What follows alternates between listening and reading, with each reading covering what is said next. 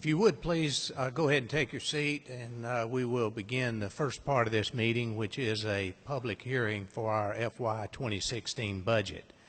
And I would ask Mr. Peppers to present that budget to us and for your information. Mr. Mayor and council members, you have a copy of the proposed budget that we have put together from a staff perspective after our committee meetings, our public committee meetings. I'm going to hit a summary on it if that's okay. Before I get started, I do want to take a second and thank our staff members and our employees here at the city for their hard work on putting the budget together. As you can imagine, getting quotes on things that we expect for the next year and estimates and scheduling things takes a good bit of time, and so our staff's done a great job on that. And particularly want to thank our CFO, Mr. Nathan Ingram, and our finance team for their work. I'm happy to report that if you decide to move forward with the budget that we present to you tonight, we are recommending a tax reduction, moving our ad valorem tax to 5.85 mils. Based on the information from the tax assessor's office, we could have moved forward with a revenue neutral tax rollback at 5.959, but we are actually doing a tax reduction. We're able to get the work done on a little bit less money. This will make this the lowest tax rate the city has had in over 15 years. So that's something to note. As we work on the budget, our hope is that you'll look at it tonight and that we'll have a final approval on the 20th at our council meeting. Some of the highlights, as we always say, public safety is our top priority as a city. That's one of our top priorities. This year's budget will include 3 new firefighters, which will allow us to operate a truck company on all shifts. We will be adding a fire department training officer, which will allow for proper documentation and uniform training across all the shifts. It will include the finance related to the construction of the fire station at Laurel Canyon. We'll be adding a new patrol officer and police. We'll be adding 4 new police vehicles to continue our city's take-home policy. 2 new license plate readers for police so that they'll be able to be more proactive on things. On infrastructure this year, we're authorizing $1.6 million in funding for a comprehensive citywide streets resurfacing and maintenance program. That'll be funded through spliced revenues. That's the most aggressive street program that we've had in the city's history. We'll be purchasing some equipment to improve our right-of-ways in the city. We're authorizing $4.8 million in improvements and maintenance to our water and sewer systems. We're authorizing another $700,000 in stormwater improvement across the city. Parks and Recreation, we're adding new playground equipment to Brown and Bowling Parks, improving our canoe launch. We're purchasing more equipment to provide better park land and cleaner parks. And we will be completing the Etowata Heritage Park Trail as part of this budget process. Additionally, we're also funding the master plan for downtown, the economic development plan for the River Mill District.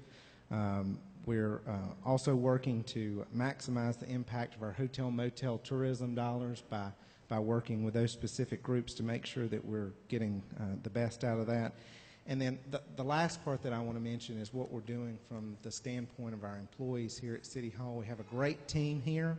Part of this budget implements the compensation and classification study that the city reviewed this past year starting on January 1, which will make sure that all of our employees here have adequate job descriptions based on the functions that they're actually doing.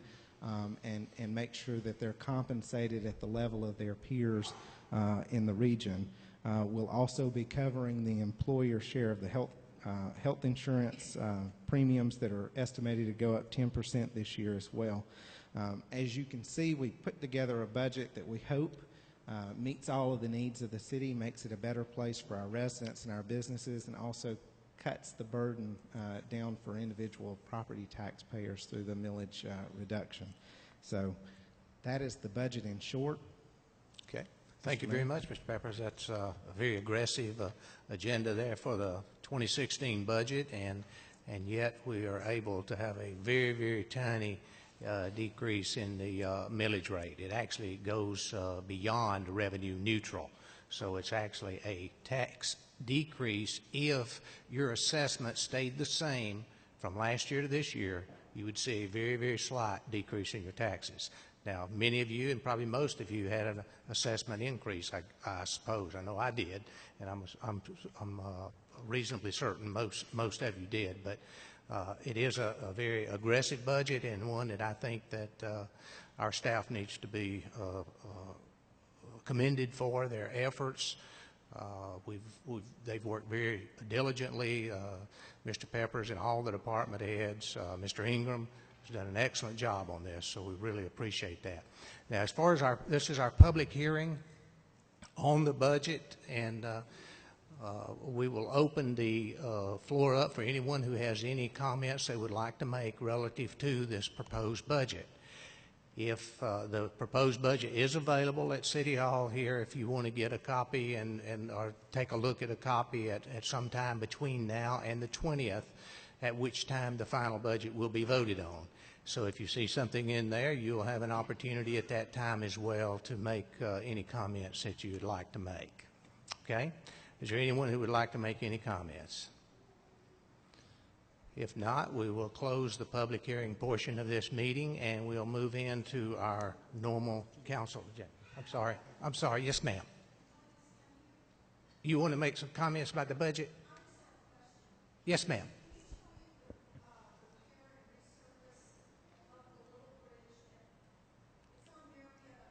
Canton Creek? In fact, that's on the agenda tonight, and it is. We have approved that already, but we will tonight approve the actual contract for that bridge. Yes, that's one of the votes that we will have tonight, which we normally do not vote, but we want to expedite that process. Okay, we've closed the public hearing portion of the meeting. All right, I will call the meeting to order, and this is our work session council meeting, August 6, 2015. If you would, please stand and join me in the Pledge of Allegiance and remain standing for the invocation.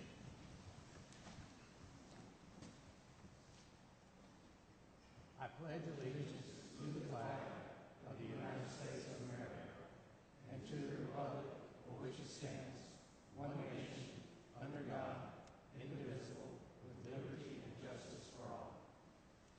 Mr. Rust? Dear Lord, thank you for our beautiful city of Canton. You have taken what you have given us and tried to improve upon it. The ground our new parks sit on were of little value, real value, before a team had the vision for what we have today. Our residents and officials are to be thanked for all their work in your name. Amen. Amen. Thank you.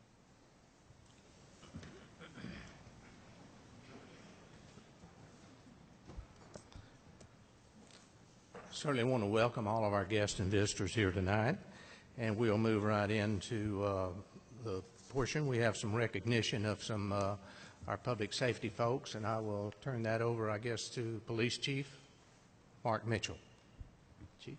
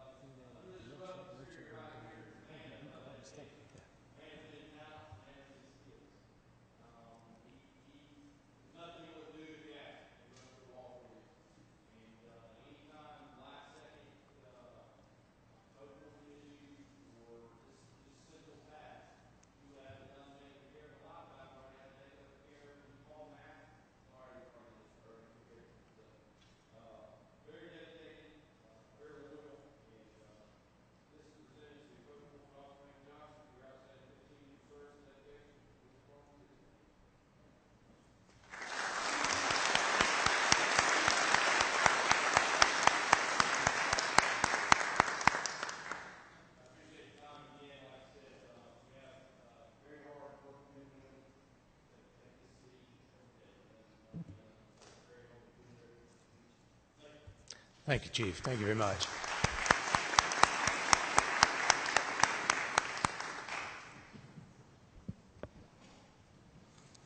This time we will have a presentation of the Georgia Department of Transportation regarding the Northwest Corridor project. Who will be here to do that? Oh, okay. Come on down. You will have to kind of manipulate that microphone down there because sometimes it doesn't stay where it should, and try to speak into it pretty good so everyone can hear. Can you hear? Thank you. Good evening. I'm glad to be here this evening to give you a little update on the Northwest Corridor project. Can you back up a couple slides, please?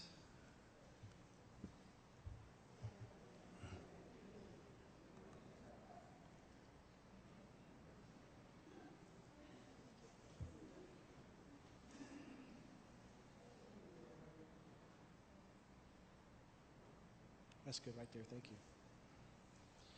The Northwest Corridor project. Okay. Your name is John Hancock? I'm John Hancock with Georgia. Okay. I didn't say that because I wasn't really sure that was correct, but welcome. Thank you. And I also got Bert Brantley will be joining me here later on in the presentation to give a little update on some of the SRTA activities associated with the project also, so he's here this evening.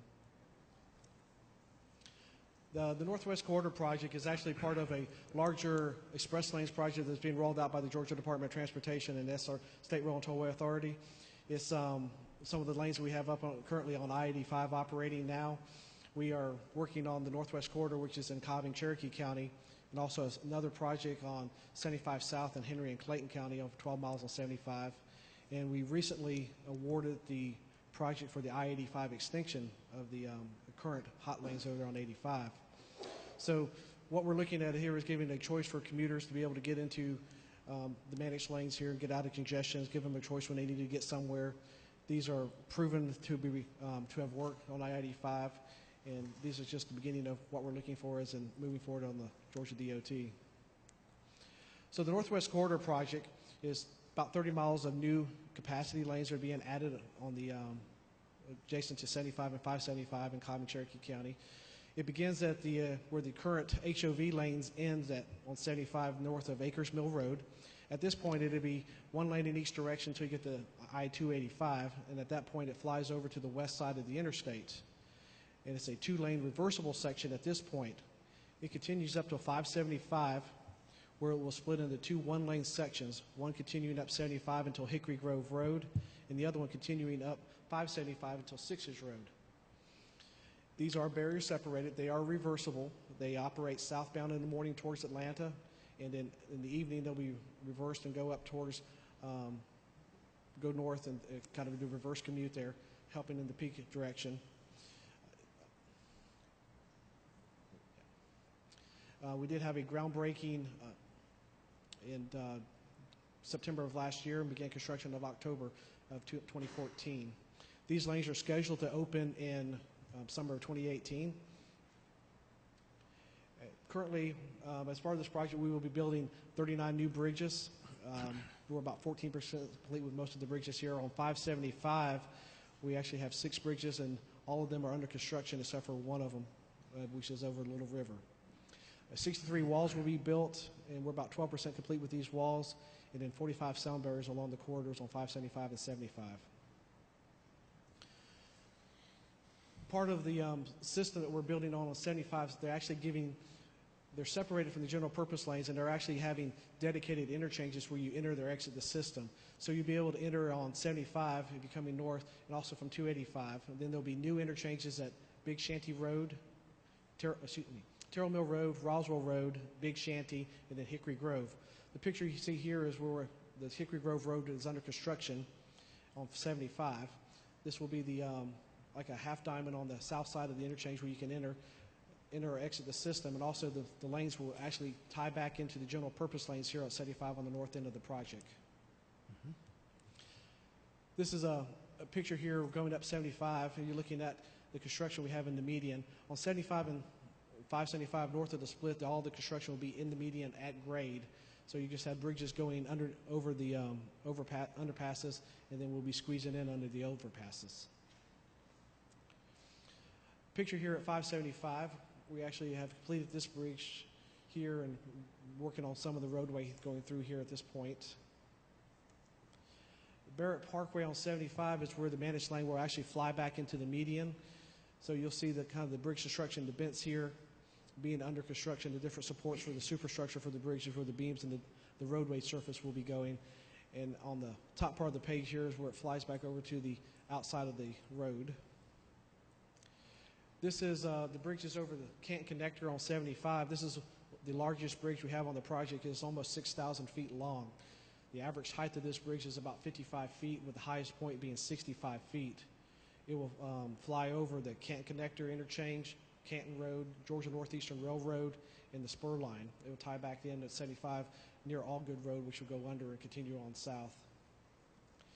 This is the construction here about 3 months after the picture you saw before, so we're probably about halfway done with this bridge at this point. We've got the deck in place and continuing south with the construction. At 285 and 75 interchange, this is the most complex part of the project. This is where we have started the first of the project, and this is actually where we'll end. This is the kind of the long pole in the tent, if you will say. So here we're working on the flyover bridges, and this is where the bridge will fly back to the west side of 285. And a little bit higher picture here, you can see where the bridge beams have started to be set there in the 285 interchange. One of the things we're looking at as part of the interchanges at Terrell Mill, Roswell Road, Big Shanty, and Hickory Grove is we want the interchanges to look like a normal interchange. So we got bidirectional systems where they tie into the local roads. So what happens is during when the times when you're not using one half of the lanes, we got gates that are in place that restrict the traffic into the wrong way drivers. So what you have is a series of warning gates and then a resistant gate at the end of that. The warning gates will be kind of a little tap on the shoulder saying, hey, you're going the wrong direction. That last warning gate, resistant gates, is going to be, well, you really don't want to hit that one. One of the things we're also looking at is how to get first responders in. If we need emergency, got to get something happens in the managed lanes. So along the corridor at locations in between the interchanges is we got these removable barriers where we have access points where we can route traffic back into the general purpose lanes if we need to, or get emergency vehicles in to help with any situations we have along the way. One of the things I want to mention too, on 575, the system's a little bit different. We have actually slip ramps where you enter the systems in the morning and exit the systems in the afternoon and the PM time.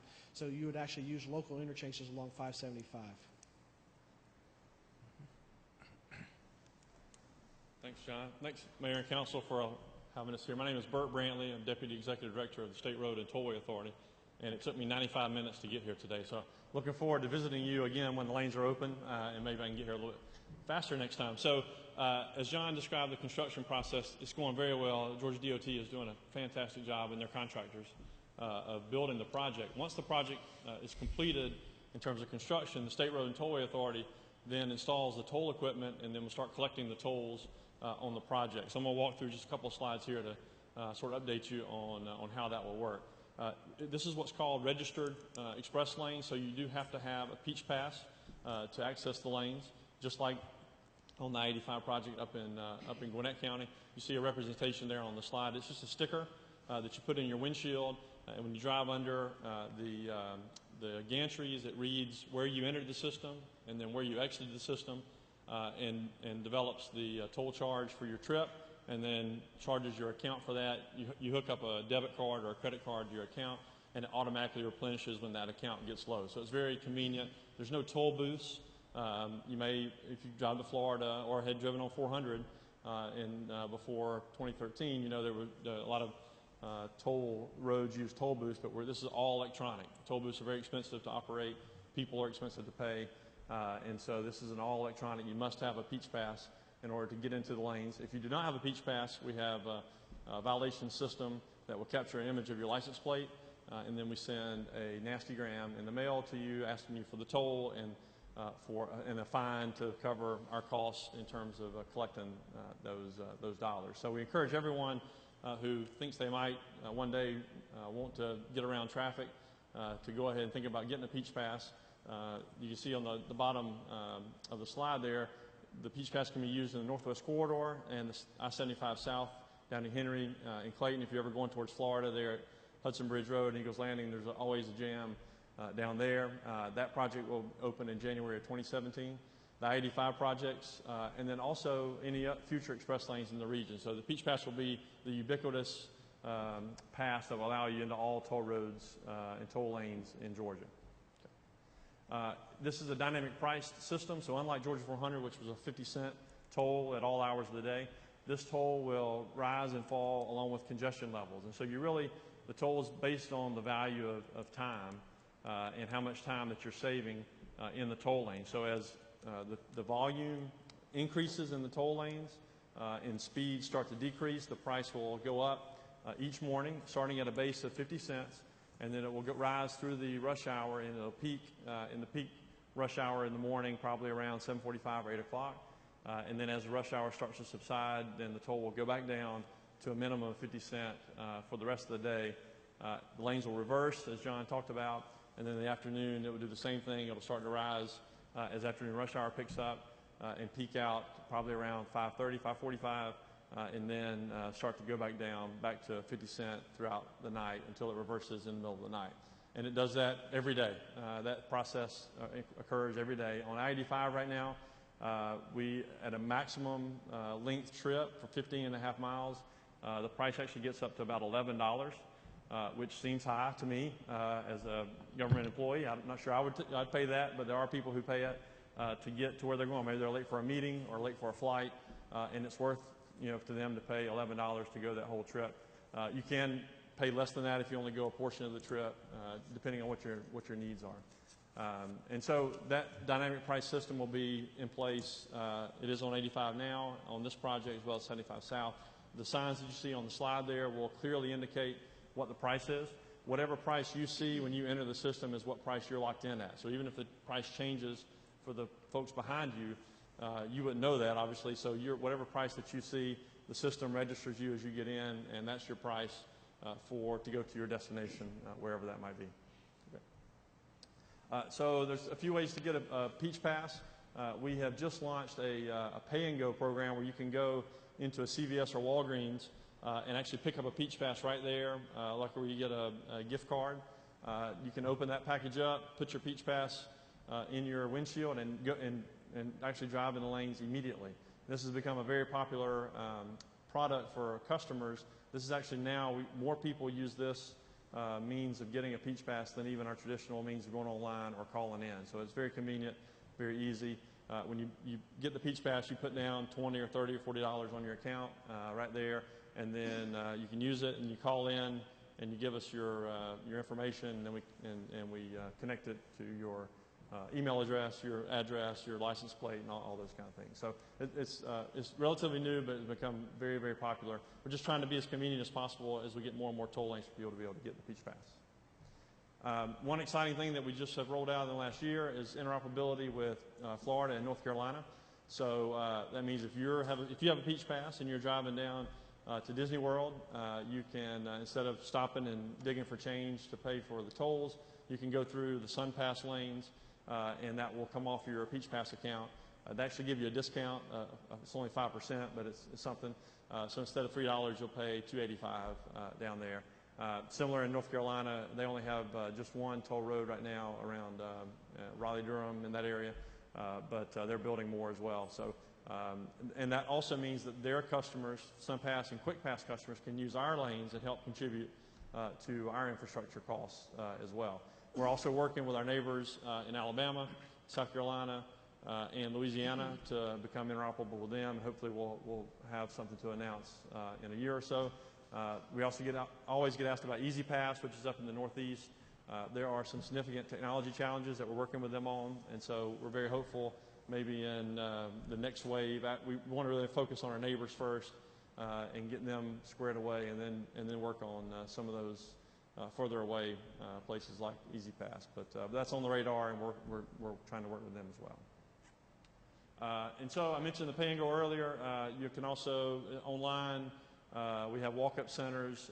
We will have a walk-up center here at the Kennesaw driver's license office, not now, but closer to opening, where you can go in.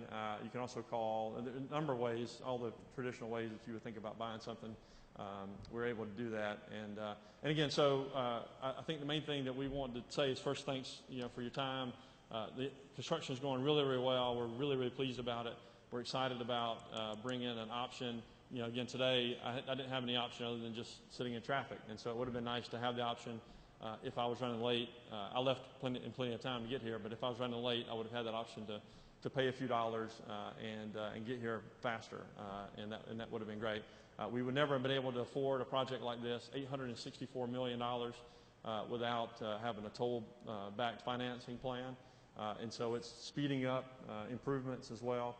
So we're really excited about it, and if your constituents have questions, please send them our way. We're not trying to give you so much that you can answer all of them, but we definitely want to create this dialogue and familiarity that you know who we are, we know who you are, and we can answer your questions as we go. So I don't know if we have time to do that here. We're certainly glad to do it here, but we also want to do this over the next couple of years as your citizens see the construction and we get closer to opening. I'm sorry. I think is that my last one? I think it is. Okay. My last slide. I have one question. Sure. Yes, I don't want to take time with details, but prepaids, if you prepaid a $20 ticket and it's $11 to go and you got $10 left, you're in trouble for a dollar or something. Are you going to, how do you ever, you can't use it. You're stuck. Right. So if you are a traditional customer and you have attached a debit or credit card to your account, so as soon as that $11 charge hits your account and your balance drops below $10, then it will charge your credit card automatically for another $20. But a prepaid won't do that, so because the prepaid you're stuck. one will not do that. So if you run out of money on your prepaid account and you have not called in, there's instructions in there how to call in and set up a regular account. But let's say you just put it in there and you drove through, then you actually get a violation notice in the mail. When you call in, we'll say, oh, you're a customer, let us get your information and get you hooked up with a credit card. And so if you use that prepaid option, that pay and go option, when you get your first violation, then we'll work with you we won't charge any of the fines, but we'll work with you to get the credit card so you have the automatic replenishment after that. I just make one comment. I'm very familiar with Illinois' system, and because I came from there. Yes, sir. In fact, I still have the tickets in my window. They're electronic, and funny, when they send them to you, you have to wrap them in aluminum because they'll go through by UPS. They'll go through those meters and click. Right. You'll come in with money against you when you didn't use it yourself. Yes, sir. And So our system is our transponder is a different technology. Right, I It's know. I some can see RFID that. Yeah, it's technology, cool. and so we don't have that issue. But I've been to conferences and heard those. Yeah, those issues in Illinois, when you get down to a certain number, they kick in $40, I think it is. It goes automatic against it, and then you work against that. But Yeah. thank you very much for all your work. Appreciate it. Thank you for your question. Yeah. Thank you. Anyone else? Okay. All right, y'all don't have anything to do with State Route 20 at Canton Marketplace, do you? Not unless you want a toll on it. No, okay. Whatever it takes, whatever it takes. Thank y'all very much. Thank We you really for your time. appreciate it. Thank you very Okay. much. Thank you. All right. Next item we have is the Cherokee County Office of Economic Development. Heath Tippins will make a presentation.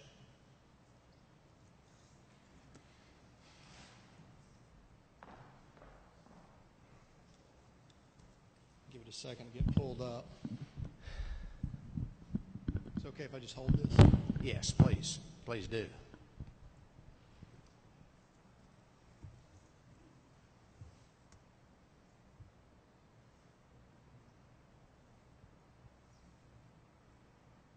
While they're pulling that up, what we'll be presenting tonight is just an overall summary regarding our recent existing industry results, as well as a mid-year update. And first and foremost, I just want to thank y'all for the opportunity to present this information, as well as your partnership with our organization and your support there. And I will make note that all of the data within this presentation was done using strictly data from the City of Canton Industries. So everything that you see is strictly City of Canton until we get to the mid-year update. As you can see from that image on there, that's actually taken from inside Universal Alloy Corporation of the aluminum before they press it out for the aerospace industry. We always stress the importance of existing industry, and on average, 65 to 70% of new investment and job creation comes from our existing industries. Cherokee is actually averaging over 70%, and Canton's even higher than that. I think that's a great stat showing up there that the Canton area companies that were surveyed have been in the community an average of 35 plus years. So, I mean, that's showing that they're here and they're here to stay. The community average is only 20 years. So, the survey process, we survey manufacturing, distribution, and warehouse companies with 20 or more employees. There's approximately 49 in the community. 30 companies were interviewed, which is 61% of our target, compared to 23 in 2013 and 21 in 2011. And you can imagine how hard it was to get the companies to interview in 2009 during the recession. But 43% of the companies that we interviewed this year were from the Canton area. And those interviews took place from February to June. These are some of the greatest achievements noted from Canton Industries. As you can see, continued growth and expansion, increased market share, won a large 10-year contract, expanding and moving into new headquarters, growth with core customers, Chick-fil-A and Zaxby's, and also implementation of a new product line. The life cycle, 61% of companies surveyed stated that their primary product or service was growing in its life cycle. 8% are emerging, with the remainder maturing. 0% referenced a decline, so that's great news. As you can see, the majority of companies are either national or international, with around 70% at the national level. International sales, 61% stated that 1 to 20% of sales are generated by international sales. The markets for the Canton Industries include Canada and Mexico, as well as countries throughout Asia, Europe, Middle East, South America, and Australia. 23% of the companies surveyed have facilities outside of the U.S. 77% of the companies surveyed stated that merger, acquisition, or divestiture activity is increasing within their industry, which could be a sign of stronger economy. During the process, we did note that there are industry clusters throughout the community, those being aerospace, automotive, medical device and biomedical, as well as food processing and supporting industry. Now, Canton has aerospace, automotive, and food processing all within your area. In fact, within the Canton Cherokee Business and Industrial Park, I believe all three of those are represented with over about, I think, around 529 employees. Total company sales, this is also a great stat. 92% referenced an increase in sales, 8% referenced stable, with 0% referencing a decrease in sales. Market share of the company's key products, 69% referenced an increase, with the remainder referencing a stable. Research and development, 77% of companies surveyed have R&D operations at their Canton facility. This actually helps us with our high-end job recruitment, which I'm sure you all are aware that 80% of our workforce leaves the community each day to go work outside of the boundaries of our community. So this helps us, and those jobs that are leaving the community are primarily for higher-end positions. So this actually helps us with that high-end job recruitment. 69% of Canton Industries rank the quality of the workforce in the area 4, 5, or 6 out of 7. And the work ethic of the workforce, 2/3 of the respondents rank the work ethic either a 5 or 7 out of 7. As you can see, these are some of the skill sets that the industry is listed as needed in order to join their workforce. It kind of goes across the board from tradesman, graphic design, all the way to more white-collar type jobs. They did note the soft skills that they are looking for, obviously reliability, work ethic, and punctuality, among others. Canton Industries actually had a good increase in job growth over the past year. I think if you look at our demographic information, we're around 5% overall for the community. When we surveyed the industries, the entire 30 industries, it was actually elevated, but that was because we had one that was actually in Southwest Cherokee that was ramping up. But Canton overall has a very good job growth at 15.23%. Community services, I'd like to take a moment right now to kind of tip our hat to y'all. High rankings for city services, community planning, streets and roads from a local standpoint, as well as public safety.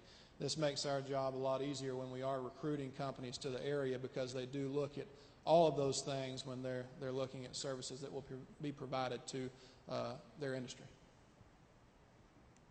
This is one of my favorite slides, obviously, because of the amount of capital investment, but 92% of the Canton area industries added capital investment over the last year, totaling around $43.4 million, and 77% plan to expand within the next 3 years with a potential of $88.6 million. Okay, now we're getting into the mid-year update. The 2015 prospect activity thus far, we're on par with our highest year ever. 39 business prospects, approximately 26% of those are specifically for Canton and Northern Cherokee. And I know that y'all are aware, with all the filming going on, I know y'all have had a lot of success there, but 35 film prospects, 3 major motion pictures, and TV shows, commercials, and independent films, all shot within Cherokee this year. One neat picture there is Michael Keaton on the set of John Lee Hancock's The Founder, which was filmed actually in downtown. And then there was also a major motion picture filmed within the city limits this year, and I believe a network TV show in downtown Canton. We're also capitalizing on every opportunity that we can within our 5-focus approach to success.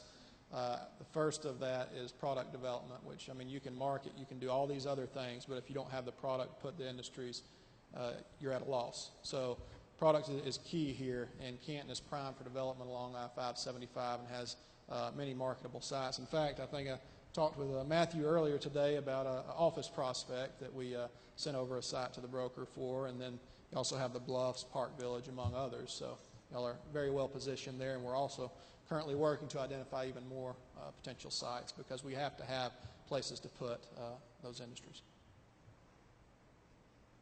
A few notable achievements. We're number 3 on a list of best counties in Georgia.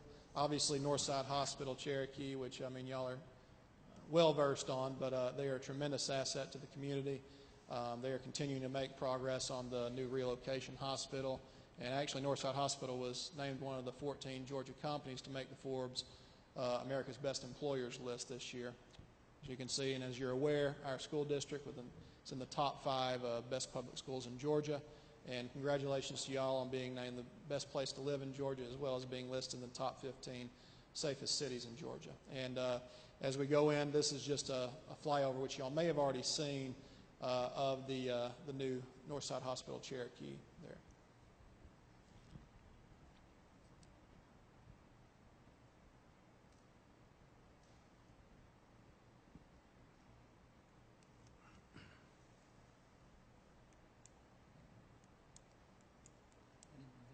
It typically has some jazzy music that goes along with it, but I'll just let it play out.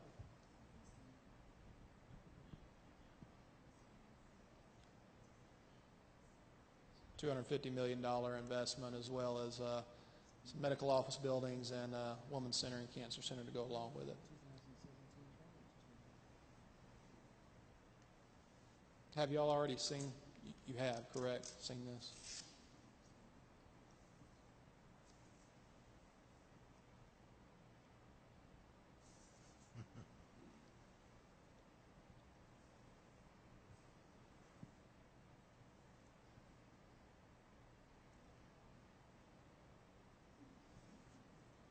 Basically, they'll be able to provide any specialized service without having to leave the boundaries of Cherokee County, which is great to have.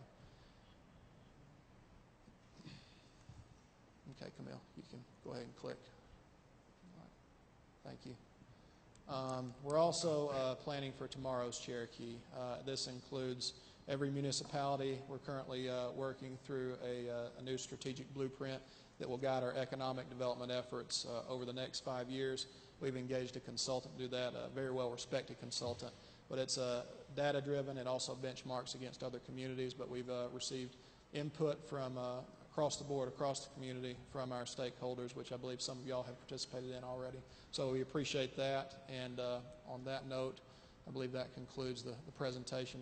Be happy to answer any questions with regards to what we presented here tonight. Anyone have any questions? Great presentation. Thank you very much. Thank y'all.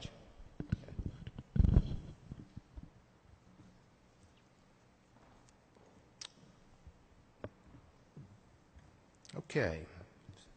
The next item on the agenda is a consideration to approve the agenda. I have one item that needs to be added, and that's the Canton Creek Bridge repairs. Will be item H under old business. Are there other changes to the agenda that need to be made? Anybody? Okay. If not, I'll have a motion to approve. Have a second. Okay, second. All those in favor of approving the agenda as amended, say aye. Aye. Opposed, no. All members voting for the motion. We also have in your packet the minutes for your consideration of July the 2nd, 2015, and July 16th, 2015, the council minutes. Are there any changes or corrections to be made to those?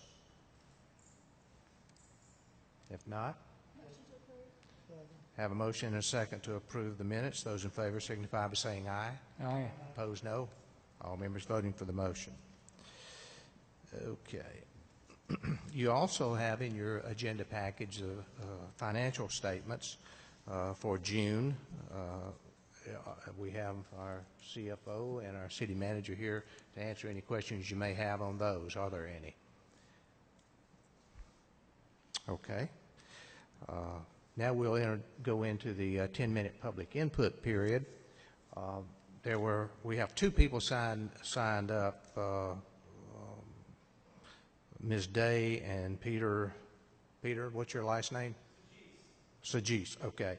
We have anyone else that intended to sign and didn't get to it because you came in a little late or didn't see it or something? Okay. All right. Well, Ms. Day, Carol Day, please.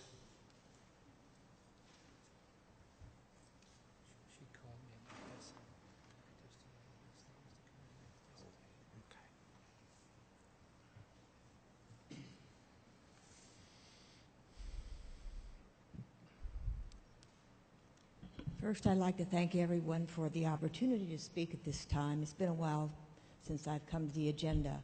My name is Carol Day. I live in Riverstone Villas.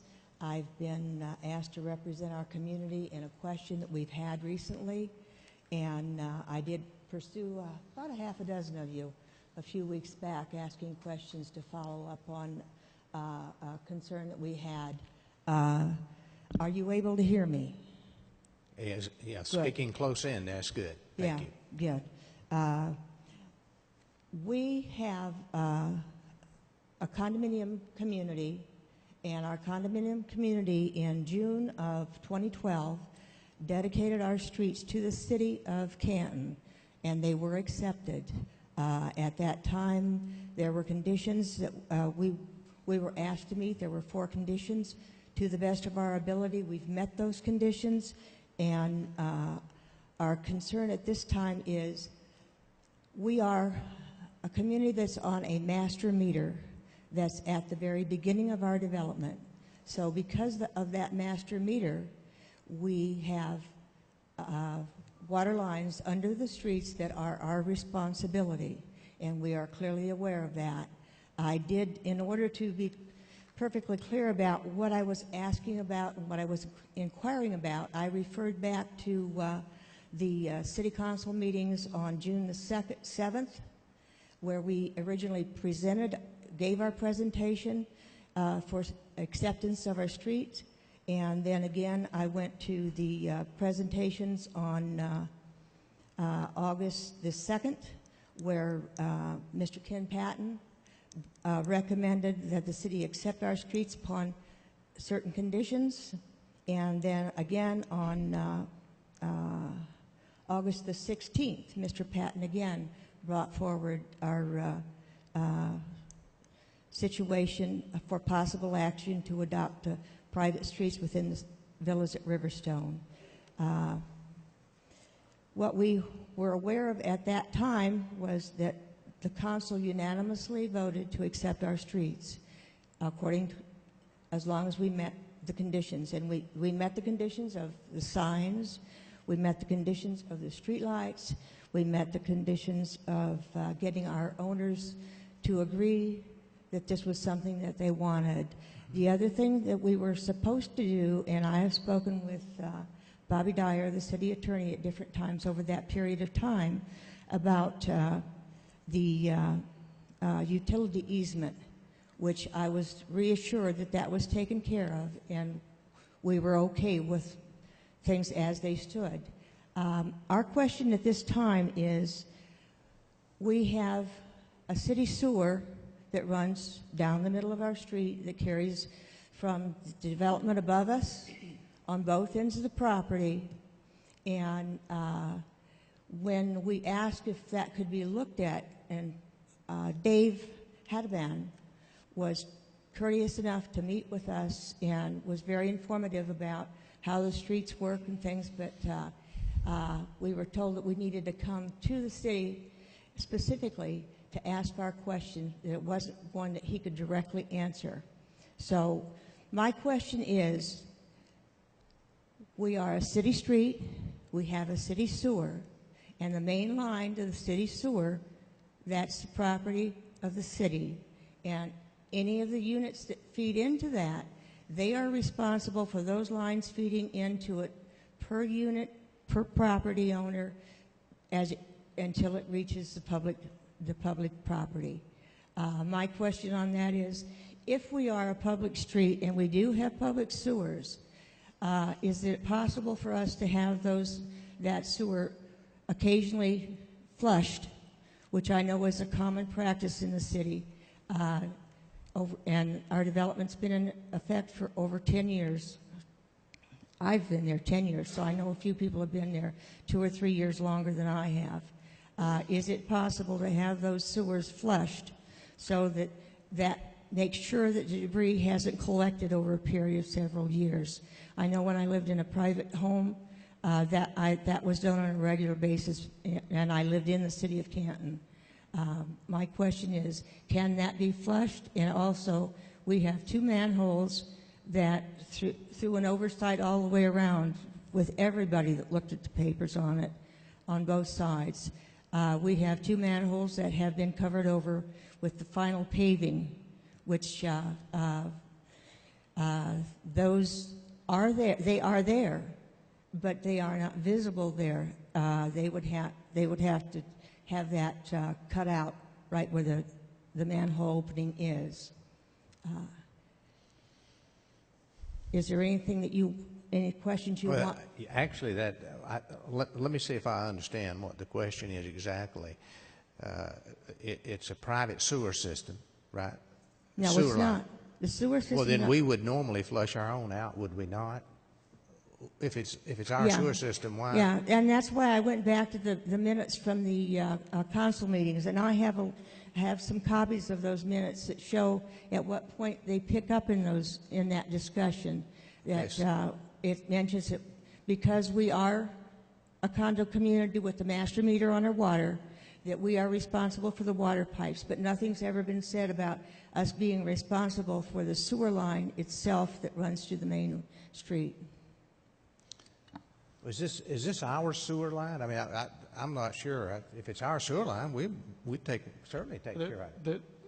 Yes, it's like any other subdivision. There's a main sewer line that's ours because it carries sewage from other places. So is there a reason we wouldn't flush that line out? No, the service lines, what we had talked about at the time, and I'm not sure we've actually ever signed a written easement and recorded it. I don't have anything written, yeah. Yeah, I prepared one at one time, and it may have just never been brought back to council. We agreed to give the owners an easement to repair the service lines running to their houses because they're going to be under the street. Right. And they were private at the time, and that was Mr. Patton's issue was they're responsible for their own lines. Now that it's a public street, we got to give them an easement. We may have never actually recorded that, but nobody was talking about the main line. The main line is whatever it is. If it's public, it's public. So the main line is the main sewer line to the middle of the street is public. The city would maintain that, as far as I know. It comes from somewhere else and it goes out to somewhere else. Right, right, because like I say, development on both ends of us feed down through that line. It's the trunk line, and so Yeah, we would it's the maintain trunk line. So, Well, that would be our responsibility, sound like. Mr. Rust? Carol, in your 10 years, has it ever been flushed? Pardon? Has it ever been flushed in 10 years? No, Never. no. Are you having Not to my knowledge. What kind of problems are you having that makes you want to come today and ask us to do something? Well, right now, what we've had done is, because we have been established as long as we have, several of our owners wanted the lines that feed into the street surveyed with the camera so that they would be reassured that they did not have a problem. Over 50% of our people did do that. We had very few people who had any kind of a concern at all. I'm not sure, I'd have to ask. Maybe at the most 4 that had to do anything? Maybe 4 people had to do something? Okay, that's 4 out of 88 units. That was the individual owner's responsibility, and they've taken care of that. So in doing that, we wanted to be sure that we were doing our due diligence as a community to protect the property as it is. And it was recommended to us, and Mr. Hadaban said that it is not unusual for them to flush the main line, which would clarify that nothing's built up there. I think we can send somebody out there to check the line. Yeah, without a doubt. I mean, it needs to be done. If it's our line, we're Yeah. responsible for it. Yeah. And the question of the 2 manholes that we don't have uncovered, can they be cut out? I would assume they could do that. They can find those manholes and Okay. 'Cause make sure they're accessible. Okay. And it was brought to my attention just before the meeting tonight that there is 1 manhole in there that is padlocked that we don't have access to. That was something I'm not aware of. I am fairly aware of the history of our community because in the time that we have been there,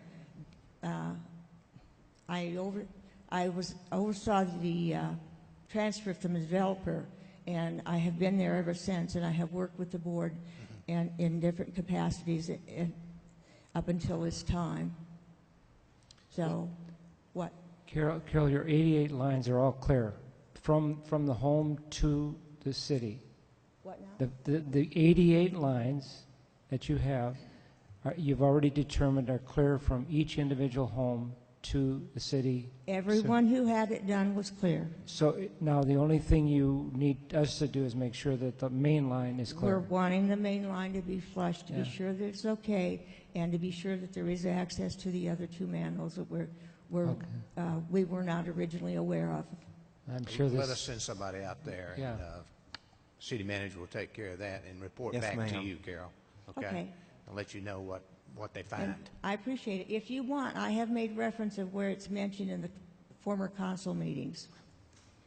I remember most of that, Yeah. believe it or not. Yeah, that I remember most of it. Yeah. Thank you. thank you very much. Okay. Peter?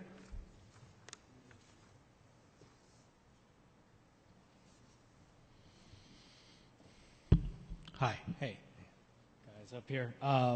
Thanks for having me up here today. This is my first city council meeting. Good. So I'm Welcome. Thank you. Trying to get my bearings here. Sandy and Bill, I've talked to you guys on several occasions about some of the issues that we're having on McLean Street, Cartersville Street, Old Marietta Road, and generally everything around Harmon Field, specifically stormwater issues, trash on the street, debris on properties. Basically, everything is running through my property on McLean Street. That's 120. I've met with Merrick McClure, Dave Hatabian, and Officer Parker, actually back here. These guys have been very helpful trying to get all these issues addressed. I just want to make sure that my area, my neighborhood, is not being overlooked. I know that the city has plans to make improvements across the board, and I understand that you guys don't have an unlimited amount of funds. We just got sidewalks on the main road up there. It looks beautiful, and I'd like to see some of that actually continue out towards these areas: McLean Street, Cartersville Street, Old Marietta Road, and around Harmon Field too. That's a pretty big. We do the fairgrounds over there, and I think that that's probably an area that needs to be tended to. With all the trash and debris, rundown buildings and whatnot, it's starting to get a little bit out of hand. I've been here for almost 4 years now, and I have noticed a dramatic decrease in the quality of the property around there. So what can I do to be a proactive member of my community? We talked about maybe getting pamphlets. Some of the residents that live in the area, it's a predominantly Hispanic area. With your help, I'd like to maybe get some pamphlets made, drop them in mailboxes, maybe get somebody out there to, communicate to at least this specific area that we need to keep the area clean, Right. Well, Peter, I believe I spoke with you once. As You a matter did, of fact, yes. on the phone, I remember the conversation now when you mentioned the area there. Yeah. And if there's one area that we have some funds that we could do something with, stormwater runoff is one of them. And I don't know where if we've really have we looked at that area? If not, we need to be looking at it. Merrick, have we looked at that area over there near Harmon Field and I guess Connett and all that area right in there? Cartersville Street. We've actually looked through with McLean Street, and it's on a capital improvements plan for improvements to drainage issues. Okay. And I would mention too that on Harmon Field, from a Parks and Recreation standpoint, that's one of the parks that we're taking over with our recreation crew to clean out in that area on a regular basis. So you should see some improvements in that area specifically. Okay. You asked what you could do. Yeah, you're well, doing that right now. As a matter of fact, I think you're getting the attention of the full council here and staff, and hopefully we'll start the project looking at it and see what we need to do, see where the problems are and what we can do. And as Merrick indicated, obviously part of it may already be on schedule for some stormwater resolution there. Okay, perfect. That's just really the stormwater and the trash issues I'm having. It's all just kind of collecting. So I'm glad to know that I have people helping out, The other thing is I'm dealing with a number of habitual violators of city ordinances, noise complaints, and just general, I would call them small violations of, I'm not really seeing a whole lot of progress made, and I know that the city police, they got a lot on their plate as well. I hate to be the guy that calls every 2 nights and saying, hey, my neighbor's got loud music, or, there's a domestic disturbance call. People are beating up each other in my backyard, and it's kind of riffraff. I don't know what can be done about that. Can we request maybe to have more patrol from police? We can certainly ask our police chief, and they've been really good about where there was concerns in neighborhoods and so forth. The police will step up their patrols in those particular areas and keep an eye on it more than they would have otherwise, perhaps. So I'm sure our city manager can direct them to do that. And in addition, our police department has instituted having a couple of nights a month where they deploy a bicycle team in certain areas of the city. So we'll talk with the police chief about seeing if we can get that area in on one of those bicycle team nights. It's good. It's good for us to be out there and for people to see us, and it gives us an opportunity to interact with kids and things like that on a positive manner too. So I'll make that note. Thank you. The other thing here, and I know Officer Parker is doing the best he can with what he's got. C-Click Fix, you guys are all familiar with the C-Click Fix app that we have. I just recently was turned on to that. Thank you guys for recommending that to me. I feel like I've been able to get a lot accomplished there with that. Unfortunately, most of this is going to be code enforcement related, and I don't know if it's, Officer Parker, would you feel comfortable saying that maybe you've got a lot going on, or? Yeah, for code enforcement related issues on this. Yeah, and I'm sorry to put you on the spot like this. It's just 3 years I've been dealing with a lot of the same issues: overgrown shrubbery, graffiti on buildings, buildings falling apart. I invite you guys to come take a trip down McLean Street, Cartersville Street, in these neighboring roads, and you'd be surprised how some of these, these units are being managed. Well, we had two enforcement officers, and of course Right, one right. retired, and we still have a slot for another there. Yeah, I'm yeah. not sure what the status is on hiring another, but I assume it's open to be hired anyway. So we're at least going back to two, and we only ended up with two, I believe, within the last year or so. Right. So we're trying to make some progress. Okay. My biggest thing is just, I want to try to reach out to the community. Sometimes I feel a little bit overwhelmed. I'm the only one cleaning anything on my street, cleaning out the storm drains and stuff like that. And I've told all of these guys, I work hard to keep I care about my neighborhood. And my we street. appreciate that, I can tell you. If I could get maybe some support, some translated brochures or flyers, anything that I'll go knock on a door and say, hey, this is what we got to do. Okay. Sounds good. We appreciate your interest and activity here in the community. Thank you very much. Okay.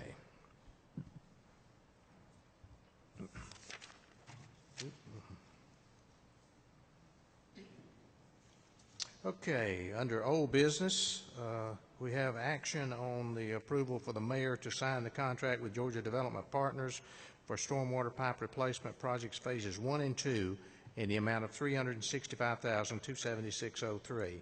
I believe this is one we had already basically approved the bid and the contractor, but we did not approve the signing of the actual contract. Didn't have it at the time. Is That's that correct? correct. Yes, sir. Okay. Do we have a motion to approve that contract? Have a motion, we have a second. Second. Any other questions or comments? If not, those in favor signify by saying aye. Aye. Opposed, no. All members voting for the motion. Thank you. All right, discussion of the recommendation of Parks and Recreation Advisory Board. City Manager Peppers. You should have received in each of your packets some information as it relates to several cities that we did some research on and what their Parks and Recreation Advisory boards do in those specific communities. What we would like to recommend is putting together an advisory board of 7 members, with having a member represented from each of the council members and one from the mayor, and having those members' terms tied in with the term of the council member or mayor appointing those members, with the opportunity for you to put somebody on there from your area that has a concern or an interest in our parks and recreation. I don't want to get into the mindset of trying to establish a mission so much right now, but I think the goal being that they would work with our staff on helping to prepare good programming and oversee our parks function, and be able to come back to you and recommend any changes that we need in programming or improvements in our facilities. Most communities our size have a Parks and Recreation Advisory Board, and I think this is just the next step for the city as it relates to moving forward with a full-blown Parks and Recreation program. Okay. Anyone have any questions there? I'm sorry, Bill. Yes, I think this is a great idea. And how soon do you think we could get this commission together? Well, if y'all wanted to come back at the next council meeting with ideas for appointments, what we would do is we would work with our Parks and Rec director. Once you decide on those appointments, pull that group together and kind of go over what traditionally is the role of a Parks and Recreation Advisory Board. Let them look at our facilities, hear about the programming that we've kind of got in this test period at Etowah River Park for the fall. give them an opportunity to read through the documents that you've approved on fee schedules and usage and things like that. Let them look at it over the fall while we're working through that test period, and come back with recommendations starting with the next calendar year. Do you think that maybe we could ask each council member to provide, as they find someone they would like to appoint, to send that name to you after they've confirmed this person would like to serve, send it to you so that when we get to the meeting, we've already got the full slate there, as opposed to waiting and maybe somebody not having their appointment or something. Absolutely. So in the next couple of weeks or so, if you can get a name and make an appointment, just send that name to Mr. Peppers with maybe a little bit of information about that individual would be good, I think. Sure. Okay. All right. Next item. That will be items. Update on the Laurel Canyon Fire Station construction. Mr. Peppers? I'm going to ask Chief Floyd to come up here and give us an update on that.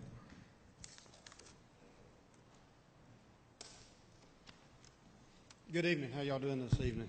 Chief. Well, I am happy to announce the design is finished. And I would like to request that we establish a meeting on August the 25th, 26th, or 27th with the Fire Service Committee to sit down and actually go over them. What the idea behind that is, we will have Chief Prather there, is to go over and see exactly what is there and if there's anything that we would like to change. We are still on schedule to have the bids run for the construction of the new fire station on January the 11th, with a bid opening of February 4th. These dates will more than likely move up and actually come a little bit faster. The project is moving a little bit faster than what they originally anticipated. So we're ready to sit down and pick through the plans. Sounds good. Anybody have any questions? Appreciate that update. Thank you very much. We want to keep that thing rolling. Okay. Okay, next item on the agenda, discussion of the industrial park odor. Mr. Councilmember Goodwin. Yes. This is an item that came to us a few months ago. We had several citizens come up and complain about the odor, not only in the industrial park, but also the surrounding areas. Governor's Walk area over there, across the expressway. I think we had about 6 or 8 people come, and we had EPA and EPD come and talk to us as well.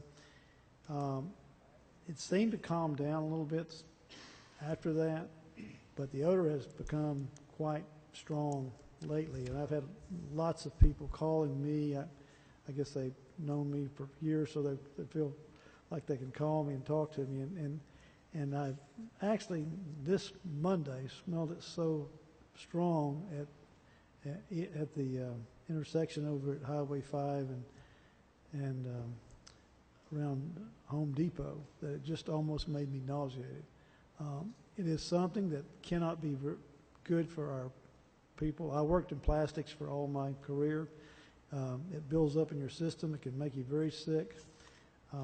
I think that we need to, as a city, be very diligent in this, because we have not only our people who live around here, but we have a school, Hasty Elementary, just up the hill, and I live right past Hasty. I smell it myself at my home. And then I actually left Home Depot and went up to the new Teasley School, and the odor was very strong there. So there's 2 parks and 2 schools that is going to be affecting all those children and adults that are going to be in those areas. I'd like to ask Mr. Peppers if he would look into this and see if there's something we can do, because I know it's certainly a nuisance, but it's more than that. It can be quite a health problem. And like I say, I've had lots of people call me about this. Okay. Anyone have any comments? Mr. Peppers, you could maybe get with the city attorney and see if what maybe we could do in that respect. Okay. One other thing I would say is I asked Mr. Russ to go by there one day as he was coming, and he had his granddaughter in the car, and he drove up to the building, one of the buildings, Said he didn't smell anything. I said, keep driving. He drove around the corner. He said, I've got to leave. He's making me sick, and it's making my granddaughter sick, and I'm not going to be around here. So it is real. The problem is real. We need to do something about it. Right. Okay. Thank you. Okay. The next item, the update on the Prominence Point request for city acceptance of streets. Council members Rust and Young. We have sent 13 questions to the attorney and the HOA for Prominence Point, and have not had any response from for any of those questions. Maybe they were tough questions, I don't know, but I'm trying to gather as much information as I can for assessment by our committee, and then turn around and bring that information to the council so they can make an informed decision on whether to proceed or not. So I'm just waiting. I can't do anything until they answer those questions. They came to council, I thought, with very little information to provide us, and it's really incumbent upon them. They're asking us, we're not asking them, and I'm not trying to be difficult. I just do need the information. Okay, thanks for that update. Now we'll have the update on the roll-off site. Council members Rust and Goodwin. Well, everybody got a pretty, I don't know, 50, 60 pages of information. I think the key element here is that I met with Nathan, Richard Poe, Robert Schultz, Vic Knight, and gathered information and got a one-page letter dated July 15th from Richard Pogue recommending some changes, not major changes, but I think to go into what I'll just highlight what he thought would be good changes. Reduce the dates, the collection sites open to Monday, Fridays, and Saturdays, 9 a.m. to 1 and 2 to 6. On Tuesdays and Wednesdays, Robert would assist in the offices and actually scout neighborhoods for blighted areas along with areas that need litter control. He'd keep a daily journal, that would be very important, of information that will help identify problem areas to address methods for correction in the future. We're thinking that lowering the minimum pickup truck load cost from $30 to $20. He thought because the general consensus is that we were a little high. Also, needy families could we reduce truckloads to $5. We'd raise the box trucks rate from $50 to $75. If a box truck is only half full, we'd charge it would be $40. And then there's individual charges for sofas, love seats, recliners, mattresses, queen mattresses, king mattresses. Mattresses take up a lot of room. And air conditioners, refrigerators. I'll tell you one of the difficulties in having stood at that free collection site here in the parking lot, I guess it was back in June, with Camille. It's very difficult to create a charge based on either weight or volume because mattresses don't weigh as much as refrigerators. They take up less room. Refrigerators take up less room. Mattresses take up more. So it's very difficult to create a balance that works. So one of the things that both Richard and I and Jack feel is that we wanted to give Bob Schultz the discretion to reduce the fees to zero if someone looks in need. And you don't want to take food out of kids' mouths to throw away their garbage. And this is a service to the city. If he perceives something, he has the discretion to reduce it to zero.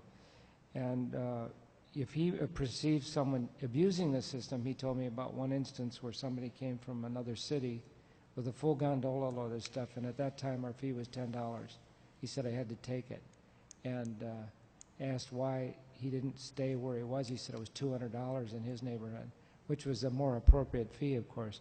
So we wanted to give Robert the discretion to determine abuse and need and the flexibility to go to zero or to deny, or to set a more appropriate fee if a denial, somebody says, well, you know, it's unfair, we're going to deny you, but if you want to leave it, it's going to cost you $250 or something. If it's a full gondola, that's what it's going to cost us. The analysis of the data is all here. There's a number of recommendations in here, and I think what I'd like to do is either bring this back on the 20th of August for action by the council, or to move forward if we have concerns tonight that need to be discussed further. So I'd ask whether anybody wanted to discuss what might need to be done differently, or do you prefer not to give somebody discretion? Actually, I find discretion being a little difficult to deal with, actually.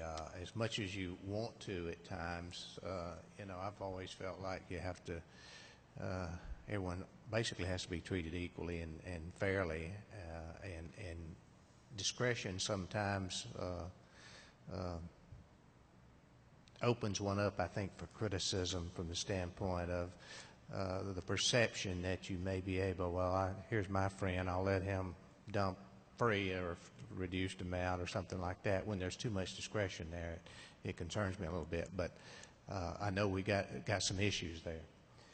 Is there anyone else has any thoughts or comments? One other thought we had, Gene, was that we were thinking of opening it up to people with City of Canton addresses, even though they weren't city residents. A strict line, city resident, if you have your driver's license says City of Canton, even though you're outside in the county, outside our city limits, we would allow them to come in. The main purpose of which is to help us try to break even. We've felt that in some cases, if you manage the volume properly, a little more volume will help us try to break even as a roll-off site. And Camille and I both experience this. People come in sometimes at that free site, that free day. They have City of Canton driver's licenses, but they're not City of Canton residents. And if you turn them down at that free site, they're going to throw it on the side of the road someplace, and it's not going back in the garage. So I think, giving Robert is boots on the ground. Robert Schultz is boots on the ground, and as much authority as we can give him to help our citizens, our residents, and to prevent abuse, I think that's what I would recommend. So. Anybody else have any comments on that? Anyone else have any thoughts? We can certainly put that on the agenda between now and the next meeting, and kind of go from there. I think it turned up, Gene, on our budget as a $24,000 item and loss, and we're trying to get it to zero. And I think as a city, you have to recognize that we are providing services. We're trying to get to zero, but providing the services to the city is more important. I tend to agree with that. Okay. Next item on the agenda is the update on the wastewater treatment plant construction project. Mr. Peppers? Mr. Hatavian will come up here to speak on that, but you should have received a bunch of pictures in your packet that kind of showcase the project as it's been moving forward, and I'll let him talk about timelines and where they're at on schedules. Okay. Before I get into that, I just wanted to let you know we actually have a meeting scheduled next week to discuss the stormwater issues on McLean Street with one of our demand services consultants to go over a scope of work to address the stormwater issue. Just want to put that out there. So we already took care of that. Construction is progressing pretty well. It's on schedule. It's scheduled to be completed the end of May 2016. Contractor has completed all his structural work on the SBR basin. They've got a little more interior work to do, some elevated walkways and whatnot, but that's moving along. They're going to begin headwork construction the next few weeks, and then followed up with some of the yard piping. Which leads me to the other little sketch that you should have on the yard piping is that we're going to have to request a change order to this contract to install this new pipe. There's a sketch here showing several pink lines and a couple of green lines. The pink lines are what is included in the project now, and the green is what needs to be installed for the future. And as you can see, it's going to be really hard to do it in the future. Since this was done, we've basically eliminated the bottom line. That's not going to be in there. It's just way too difficult, so that's going to go another route, but it's just the one line. Order of magnitude on that is going to be $100,000. We should have enough money in our contingency in the loan to address it, but just to give you a kind of a heads up that that will be coming. How did we miss this one? Yeah. This actually came about as a result of the old ball ground sewer analysis, indicating that we would need another additional force main coming in from the Colwell lift station to address all the future flows. So we wanted to get it in now as opposed to sometime in the future. Okay. And the other thing that's ongoing now is somewhat associated with the plant is the paving of the armory. That will advertise tomorrow. Okay. So we'll hopefully get bids on that September the 8th and hope to be get that going in October. Okay. And other than that, it's all systems go. Okay. Any questions? Mr. Grant? Other than the anticipated change order on the additional piping, are we on budget on everything else as far? Yes. And have there been any more additional design changes and fees since the last report on? Not that I'm aware of. I don't believe so. Okay. But everything is, if there were any changes, they were absorbed in the contingency that was built into the contract. We still have money in the contingency allowance, but not enough to cover this, so we figured we'd just go get a change order and move on. Okay. Okay. Anyone else? Thank you, David. Appreciate it. Okay, the item H, which was added, is the Canton Creek Bridge repairs. This is something we need, it's a time sensitive, I understand, so we need to maybe. Yes, we wanted to try to go ahead and move forward with getting bids out there on the Canton Creek project. But I'll let Mr. Hatavian speak. Okay, thanks. Yeah, this is a proposed change order to Arcadis's contract. They were the designer of the bridge improvements, and this is for their construction engineering services. That project is also going to hit the streets tomorrow, and this is for them to do the inspections and all other construction engineering services with that project. Now, this isn't a request to vote. This is just to get it on to vote next time around. So. Right. And what is that amount? I believe it's $19,000. 90? 19. 19. Okay. Oh, okay. Yeah. Yeah, that's the one that's in here, isn't it? And the original was like 20 something. Well, that was for the design. Yes. The design. The design. Okay. This is for the construction. The design was 22.5. This was 19, and a lot of that has to do with the way the project is going to be constructed. It's anticipated that the bridge will have to be closed probably 2 or 3 weekends to do the work. It's a pretty big change order compared to the original contract. When you think well, 80% is pretty heavy. Yeah, some of it has to do with the fact that it could be I believe it's I don't know if it's a federal funded project, and there's a lot of hoop jumping and everything else you got to go through in management of the contracts on that. Yeah, I understand that. And then you're looking at inspections at off hours and that kind of thing. So well, we need to get that one moving. Yeah. So and again, that's going to be awarded the same day, open bid the same day, September 8th. So what we need to do, we actually need to schedule this to be voted on at the next meeting. Correct. On the 18th, so that we will have that in ready to go when the bids are opened in early September. Before, actually, I guess before our first after our first council meeting? Yeah.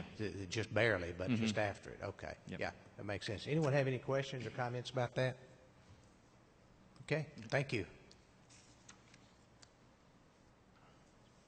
All right, under new business, discussion of the Canton Code sections regarding backyard chickens. Animals running at large, section 33.9, nuisances, and several other items here. So let's let Mr. Peppers discuss the chickens. So we have had some questions about chickens and what the city allows. We have in our code section a place about that talks about animals running at large, and I'll read it for you. It says, "It shall be unlawful for any person owning, possessing, or controlling any horse, mule, hog, cow, goat, poultry, or any other animal or fowl, including household pets, to allow or permit the same to run at large within the city, other than on the premises of such owner or the person in possession of such animal or fowl." Now, the question comes in a little bit later in that section, under section 33.2, nuisances, paragraph B, number 9, number C. It talks about the enclosures for animals. And it says, "It shall be unlawful to keep, feed, breed, stable, pasture, herd, or maintain livestock or domestic fowl on or in any lot, pen, building, parcel of land, stable, or other enclosure in the city, any part of which enclosure is nearer than 76 feet to the property line." So in one section we say that you can have chickens and that they can run at large on your property. In another section we say that if you're going to fence in your chickens or build a coop, that it has to be 76 feet from the property line. So if you have a fenced-in yard, but your fence is closer than 76 feet to the property line, you could be in conflict with our ordinance. But we want you to keep your chickens from running into your neighbor's yard. So we allow them, but the way the ordinance is written, it's a little questionable as to where they would be allowed and the distances that apply to that. Does anyone have any idea where 76 feet came from? Is that arbitrary, or my guess is it must be. Is there any basis for 76 versus 80 or versus 60 or 50 or? You know, we've looked at some other cities. Some cities have a restriction on the number of birds you can have. Some cities have a restriction on the size of the property. It's not tied to a distance, but you have to have a property of so much acreage to have those. I believe Woodstock's 4 acres for you to have a chicken. You know, if you want chickens, then we're probably going to have to come up with a better way of writing this, because it's very difficult for our code enforcement to deal with the chicken issues when we've got this conflict in our ordinance. What actually precipitated this coming up? We have had questions, we have had calls, and we have had some complaints about chickens flying into neighbors' yards, and so we have tried to encourage enclosures for chickens. But part of the issue there is because of the distance, there's a lot of properties in the city that you wouldn't be able to enclose your chickens. And do you know what Woodstock allows? Not that I want to pattern everything after Woodstock. You can only have chickens if you have 4 acres of land. So that's pretty. There aren't very many homes in Woodstock that allow chickens. And there's not a lot of residential properties in Canton that would enable chickens at 4 acres. So if we want people to be able to have chickens, we're going to have to think about this section in the code moving forward. Mr. Goodman, you have a comment? Yes. I know we were talking about chickens, but also like horses, and if you have any property that you have a fence along the road, if you have many acres, you're going to put that fence as close to the road as you possibly can get it without being in the right of way. And it's certainly not going to be 76 feet back. So well, and we'll be breaking everybody will be breaking that. And the thing about this is that You know, in one section we talk about, you know, it being you keeping your animals on your property. It's okay for them to run on your property. But particular to that 9C, it's just talking about livestock and fowl. It's not talking about dogs or cats or Right. anything like that. It's specifically talking about livestock and fowl. And, you know, livestock's not defined in our code either. So, you know, we're going to have to tackle this one. It seems to make more sense that they keep them locked up at or even if they're free range in a certain area, rather than, you know, worrying about the 76 feet. I believe Mr. Grant said eggs are going for about $5 a dozen at the farmer's market. Yeah. Well, Mr. today, Groove, I'm sorry. news said $6. $6 a dozen. Soon, yes. Ms. McGrew? I don't see in the ordinance where we limit the number of chickens. And also, would we disallow a rooster because roosters are a noise issue? We do not allow roosters. Okay. And most cities do not allow roosters. Do we have a limit on the number of chickens that can be housed on property? We do not. Okay, we might want to consider that. And part of the reason I think that distance was put in there is if you have a lot of chickens and you've got them cooped up in a small coop that you've built, you don't want to be able to smell that across your property line. But 76 feet and the wind blows and it's wet or it's hot, you know, smells travel, right, Mr. Goodwin? So, Mr. Grant? Yes, I think we need to consider a separate ordinance altogether for backyard chickens. I think that's what we're talking about, and a lot of the cities have done that. There's a separate dedicated website just to backyard chickens, which are really for farm eggs. In most cities, I think I sent around a sample ordinance, which I thought was good, limited to 4. You got to have a basic lot of 10,000 feet, no roosters. It's a pretty simple ordinance. You have to apply for ordinance with the city. Most cities will only limit a certain number of ordinances. I mean, even the city of Decatur has backyard chickens now, so it's a pretty common thing. But most of the cities have I think our ordinance is pretty antiquated, if you ask me, and probably needs to be revisited altogether. So I don't know how many of my neighbors have horses in their or mules in their backyard. So last time I checked, Miss Gold doesn't have one of those. But backyard chickens, I think, are pretty common occurrence these days, and I think there are pretty simple ordinances for them. Great examples to follow. I could forward that website if we want to explore just having a separate ordinance for those. And like I said, if we limit it to 4 and a minimum lot size, I think they're pretty simple, and I think it would be something we should consider maybe. What about goats? I understand some people in the city have goats in the backyard. I mean, most reasonable people who have a goat would have a way to enclose the goat. They don't want their goat running down the road. I tend to agree with what Mr. Grant says about we need to revisit this whole thing a little bit. I believe, roosters do make a lot of racket at certain times in the morning, particularly. But hens also make a racket too. When they lay eggs, what do? They're very proud of that. Yeah. And they cackle, and they do make a pretty good racket. I don't know if they lay eggs just in the middle of the day or the afternoon or not, but if it's early in the morning, it could also be disturbing if you had enough chickens out there. So I do think we need to really look at this, and that may have to do with, defining the numbers and so forth, and the fact whether or not they should be cooped up and this sort of thing. And so anyway, hopefully we can work on that. Mr. Rust? How many problems do we have? How many people are trying to have chickens in their backyard? I mean, is it 5 or 10 or? I don't know that I could quote a number. We've had 2 or 3 phone calls since I've been here about chickens. Because of the noise, primarily, or because they're flying in the backyard? Because they're crossing property lines. Is there anything to prevent those chickens from becoming chicken soup the next day? I mean, if they come in your yard, bang. Yeah. Well, you shouldn't fire a gun in the city. No.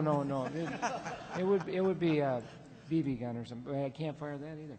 But hey, I think we need a Be a new bow and ordinance. arrow, I think we need a new ordinance. But I think one of the things we might consider in that new ordinance certainly is how many chickens would be allowed.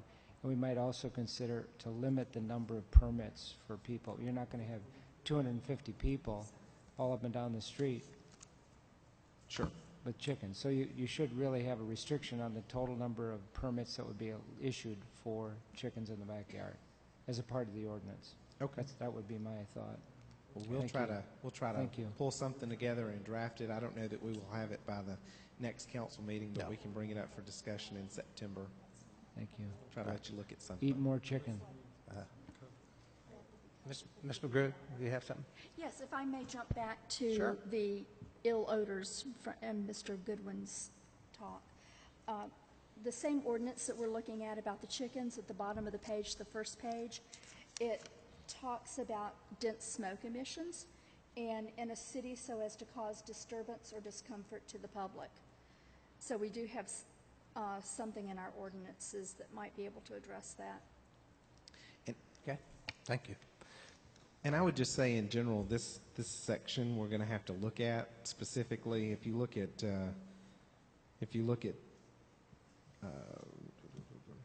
B1, it basically says that any act or condition that interferes with peace and comfort is a nuisance, and that's one of those things that peace and comfort. We have an event, we close a road down for a 5K. Does that interfere with the peace and comfort of someone? We're going to have to look at this entire section because nuisance is very graciously looked at in here, and some things may be a nuisance to one person, but for public good somewhere else. So we're going to have to look at that whole section. The odor is more than a nuisance, though. It can have a medical effect on all these people. Sure. Well, and so can the animal side too. I mean, Right. if you've got I'm, a lot of I'm telling you, this has already been proven. yeah, but It's I'm in many just- medical journals. right. I'm not trying to say that that's a bad part. I'm just saying that this is a very liberal interpretation Right. on nuisance, and we're going to have to look at the whole section. Okay, anyone else on that issue? Okay. The next item on the agenda is discussion of the ordinance to permit retail establishments for the sale of beer, wine, and distilled beverages. Who is doing that one? Amit, and I'm not going to try the last name. BADL requested to be on the agenda. Guess changed his mind. Okay. All right. The next item, item C, discussion of proposed sidewalk dining ordinance. Mr. Peppers?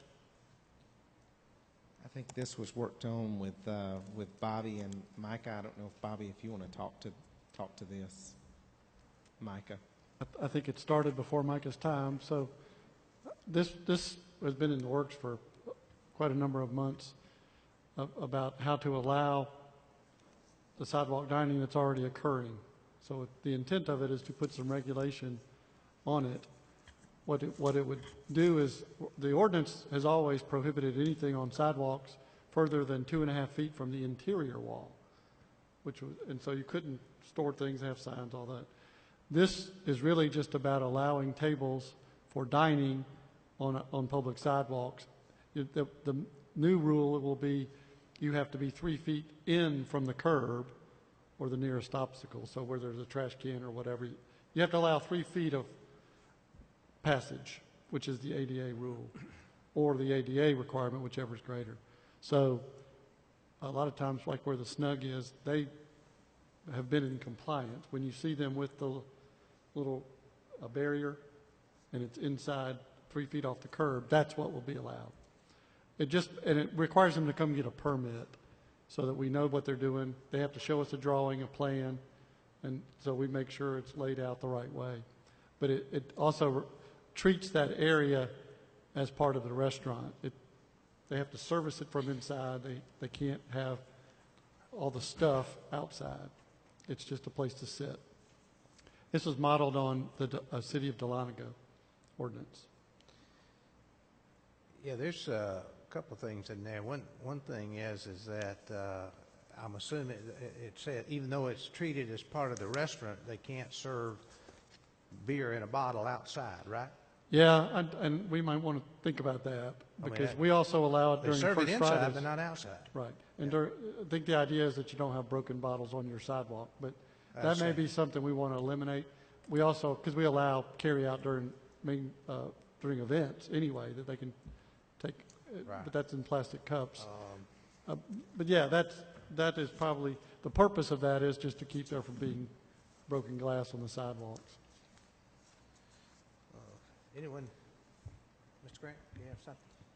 Yes, I mean, I agree with the intent of the ordinance, which is hopefully to encourage more sidewalk dining, because I think every Main Street city we visited says sidewalk dining is a great thing, and the more people are out on the sidewalks, attracts more people inside the establishment. So, but I do think there are a few things in here. Hopefully this can be simplified a little bit to go along with our mantra to reduce the red tape.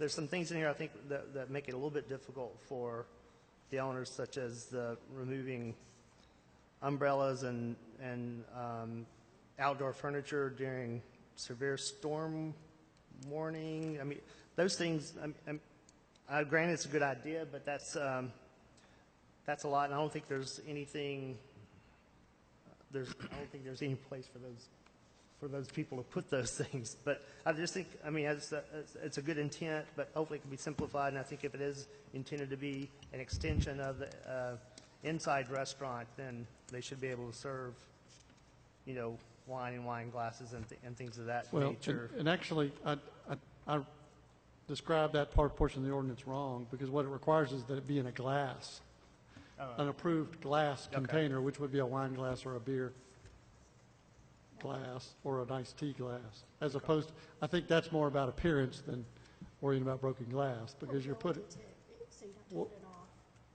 right, I mean, and you don't want just beer bottles on the tables on the sidewalk. And we may want to mention, I guess if there's an special event going on where they can transport, that would That's the plastic cups. supersede, That's why, that would yeah, supersede right, this. right. And it says that except during special events. Okay. But we can certainly strike the storm warning thing. The mayor and I were talking about that. That's pretty much unenforceable anyway. Question? Do you still have some? Oh, Ms. McGrew, go ahead. I know I keep harping on this, but I'm concerned about the smoking and the outside dining. That's prohibited there. It is prohibited, but I don't see it being enforced. We don't have an ordinance yet. Oh, okay. We have signs on the poles that say no smoking out in front of the I know, snug. but it's And we have an ordinance, I thought, that said no smoking within certain number 15 of feet. feet of 15 a feet, right. door to an establishment. And this is not, this does prohibit it in the outdoor dining area, but it is not going to address those issues.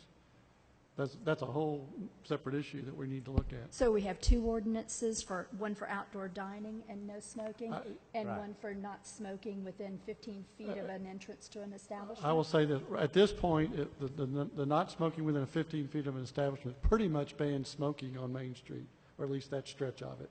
So it is banned right now. It is not being enforced, obviously, but it is something that the council, I think, is going to need to take up and really decide what we want to do on that. I would ask a question regarding the umbrellas with may not contain any writing except for the name and logo of the restaurant. It's my understanding that you cannot control the wording of anything on a sign or billboard, and this is definitely a sign. I don't know how you can say what the freedom of speech issue looks to me like. It might be. So you might. The question was if you'd have to ban all writing. If you, I think this was a design issue that Micah can probably, because this was actually came from her committee, and we were trying to figure out how best to do it. Yeah, hi. The premise behind limiting logos is we didn't necessarily want umbrellas a lot. Now, this was more downtown centric, but Budweiser logos or Smirnoff logos all plastered all over downtown umbrellas. And I'm sorry, and that gets to my point. That is controlling the wording on a sign, and I think that may be a problem. Do you really can you really consider an umbrella an official sign? I mean, you can put your logo just about anywhere. It doesn't necessarily make it a sign. I can put logo on a T-shirt.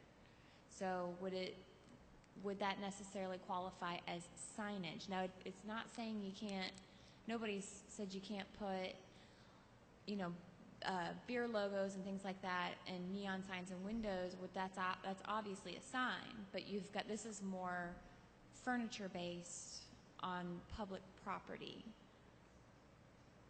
Does that make sense? Is that what I'm saying? I'm not saying that's what you're saying is a bad idea. Certainly Right. not. But I'm not sure that we can. I talked to When- Mr. Patton about sign ordinance and when so it's forth. And not- it looks to me like it's a sign if you put your name on it. Something to consider is it's not connected to the facade of the building in any way. It's actually on public property, so that may be something to consider. But the city doesn't own the umbrella, do they? No, but they own the Okay. property that it would be on. I don't know if that has any bearing in this. Obviously, I'm asking as something to consider, but this would be private furniture on public property. So it would be something that you might be able to control in the sense of that you're not controlling what they do on or in their building. You're controlling what goes on your property, which is the city Right. property sidewalk. But it really was to control a mass amount, because a lot of restaurants can get discounts and things like that on things that are branded with logos from somebody they maybe have on tap. We really do want to encourage them to put their restaurant logos on those umbrellas. We also went so far as to talk about possible colors, and this is all on the mindset of creating a specific type of streetscape. What do we want to see after spending all that money on our streetscape project? What do we want to see when we stand at the bottom of Main Street and look up? Ms. McGrew, you have a comment. Go ahead. I do. I have a vague memory of a year ago, Stout Growlers opening, and something about an ordinance that they could not use the word beer on their signage in the city limits. Am I correct here? Yes. Okay, I'm going in the right direction. Thank you. So if we don't allow the word beer, I don't know that we could allow the word Budweiser beer would be an advertisement on these umbrellas. I think we need to look at that to see if we're comparing apples to apples, if we have Budweiser logos or something like that. And you don't want it, and I'm glad of that. But if we do allow that, then we need to let Stouts put beer on their building. And that also goes to the point of, with umbrellas, there's a difference between your company logo or your sign versus advertisement for somebody who is not a Main Street business. So Budweiser would not be a Main Street business. Can we really consider that, say, a sign for Snug? But the Snug, there should be no limits on what the Snug puts when it's in regards to their logos. Mr. Rust? Bobby, maybe you could correct me if I'm wrong here on this one, but I believe the use of beer in the sign is prohibited by state law. Is that correct? I don't think there is a state law, and it's the word beer, so actually Budweiser would be allowed. It's the No, word but beer I think that's not the allowed. word beer, I think, is prohibited. I don't think that's why they can. I think that's why they can't do it. Pretty sure. It's a fairly antiquated rule. And And it may be a state but law. It, I it don't know. doesn't It's- matter. Whatever the state law, if it's a state Well, law, I don't care if it's it may be. antiquated. I don't know that. But it's been in every city ordinance I've ever seen. That you would allow it or not allow it. That it's not allowed. The Yeah, words okay. beer and liquor, which is Yeah, why you have package stores. I think that's the reason. I've seen that before. Thank you. Ms. McGrew? I personally would like to see no advertisement on the umbrellas. I think it would just make downtown tacky, and that's not the look we're going for. I agree. I just want We can just prohibit any writing. This was really an attempt to let the store put their logo on there. Yes, That it was. We do want the stores to be able to put their logos on it. Some of the stores, if not all of them, have quite attractive logos. It's not something that would be an eyesore in any way. It was more to keep other businesses that are outside of Main Street with their advertisements. Ms. McGrew? Would we be infringing on anyone's right to free speech to encourage a logo and just say nothing else? We could do anything. Oh, wow. You know that. We can Yeah. do anything That's we the want spirit. to do. We could allow it and see what happens. I mean, I think there, it is. Probably nothing. It's some risk of somebody saying it is a sign, and I'm allowed to put whatever I want on it, and then you can ban any writing on them. If You don't want people printing up umbrellas big time, paying for it, and then getting it, come back, somebody challenging that, and, you know, it's I'd like part to of a start sign. out of the gate with nothing but a logo on it, and just keep the downtown crisp, clean, and our vision straight and narrow. And I would say logo versus words is not going to solve the free speech issue. I know. If it's a sign, you can't regulate on its content. So the question is it a sign or not? That would be the dispute if it ever came up. If y'all are concerned about that, you can't allow anything. That's the safest course of action. And if I could make a point, when we were asked to look at this, we really were looking at it from a downtown specific point of view. So if you were to look at what you wanted to do citywide, that could obviously be something completely different. We were really thinking of the aesthetics of the downtown. Okay. Do you? We'll just need some direction from council about how you want that to be done. So you can let me know. We might need a direction from you whether or not you feel that it is actually. We run into this before on other signs as such, I think, that we could not control the words that's on there. And I think it would be considered a sign because it's a, I mean, it's just like having the stand-up sign. It's a sign. Sign's a sign, yeah. If it contains a message, it's a sign, or would be considered a sign. And a logo would be a sign, is your feeling, too. Well, sure the umbrella would be a sign. If you're saying the only thing you can have on your sign is this, right. you now have a content-based restriction.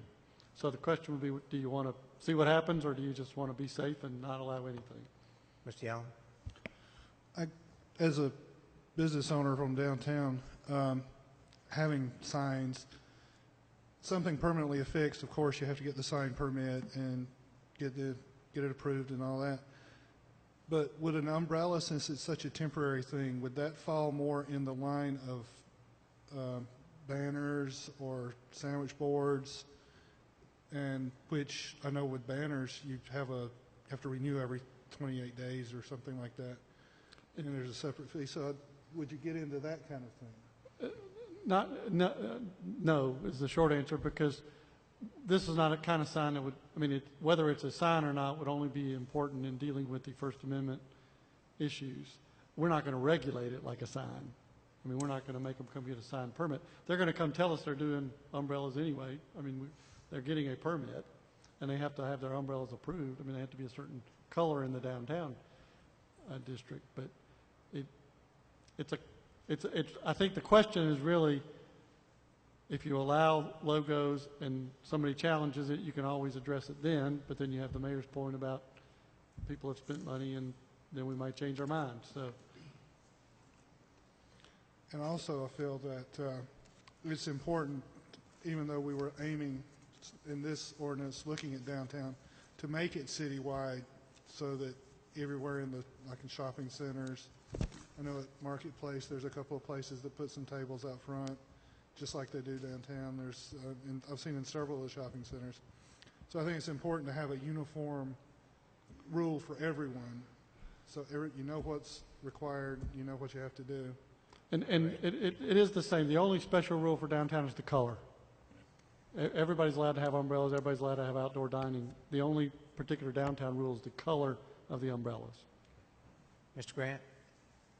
I mean, I think the intent of the ordinance is to encourage sidewalk dining and letting people know if there's a business there and a restaurant there. And I don't think we would be hurting. I mean, if there's umbrellas there and tables there, it's obviously there's a restaurant there. And I think even if there's not logos on the umbrella, people will still know that. So if we're running any risk at all of having logos of beer companies or liquor companies, which are very aggressive marketers, then I think we should just go in there with not allowing it, but encouraging the sidewalk dining.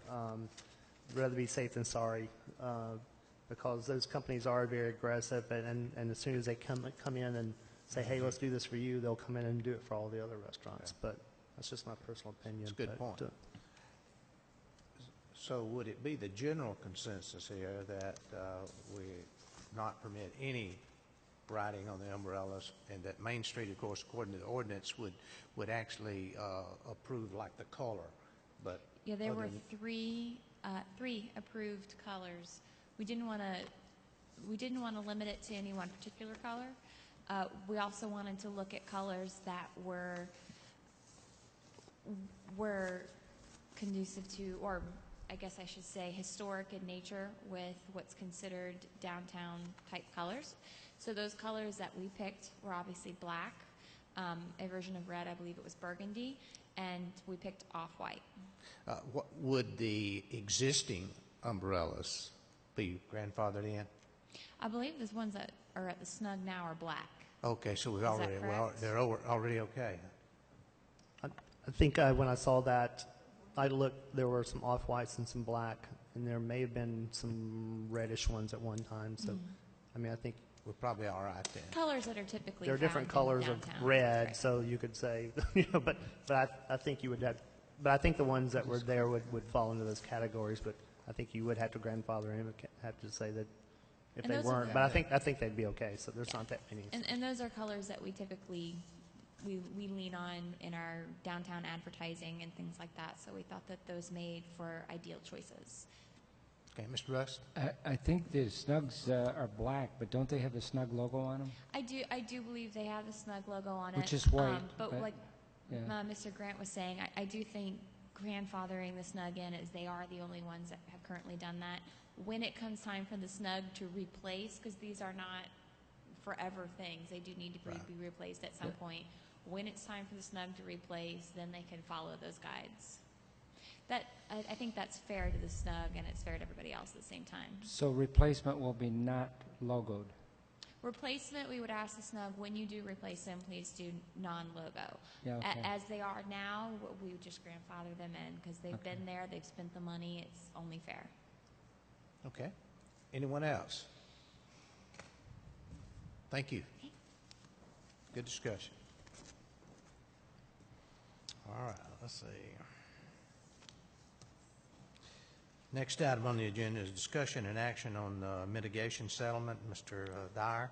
I'd asked that to be on the agenda just in case I got written agreements for you to approve on that settlement that we discussed in executive session, but I don't have them. So there's nothing to be done. So I'm hoping that I'll have the agreements by next meeting. by next time. Okay. Somebody else is drafting them, not me. Okay. Thank you. Discussion of street sweeper bids. Mr. Peppers? You'll see before you in the agenda packet information from Mr. Merrick McClure. The Stormwater Advisory Board has recommended the purchase of a street sweeper.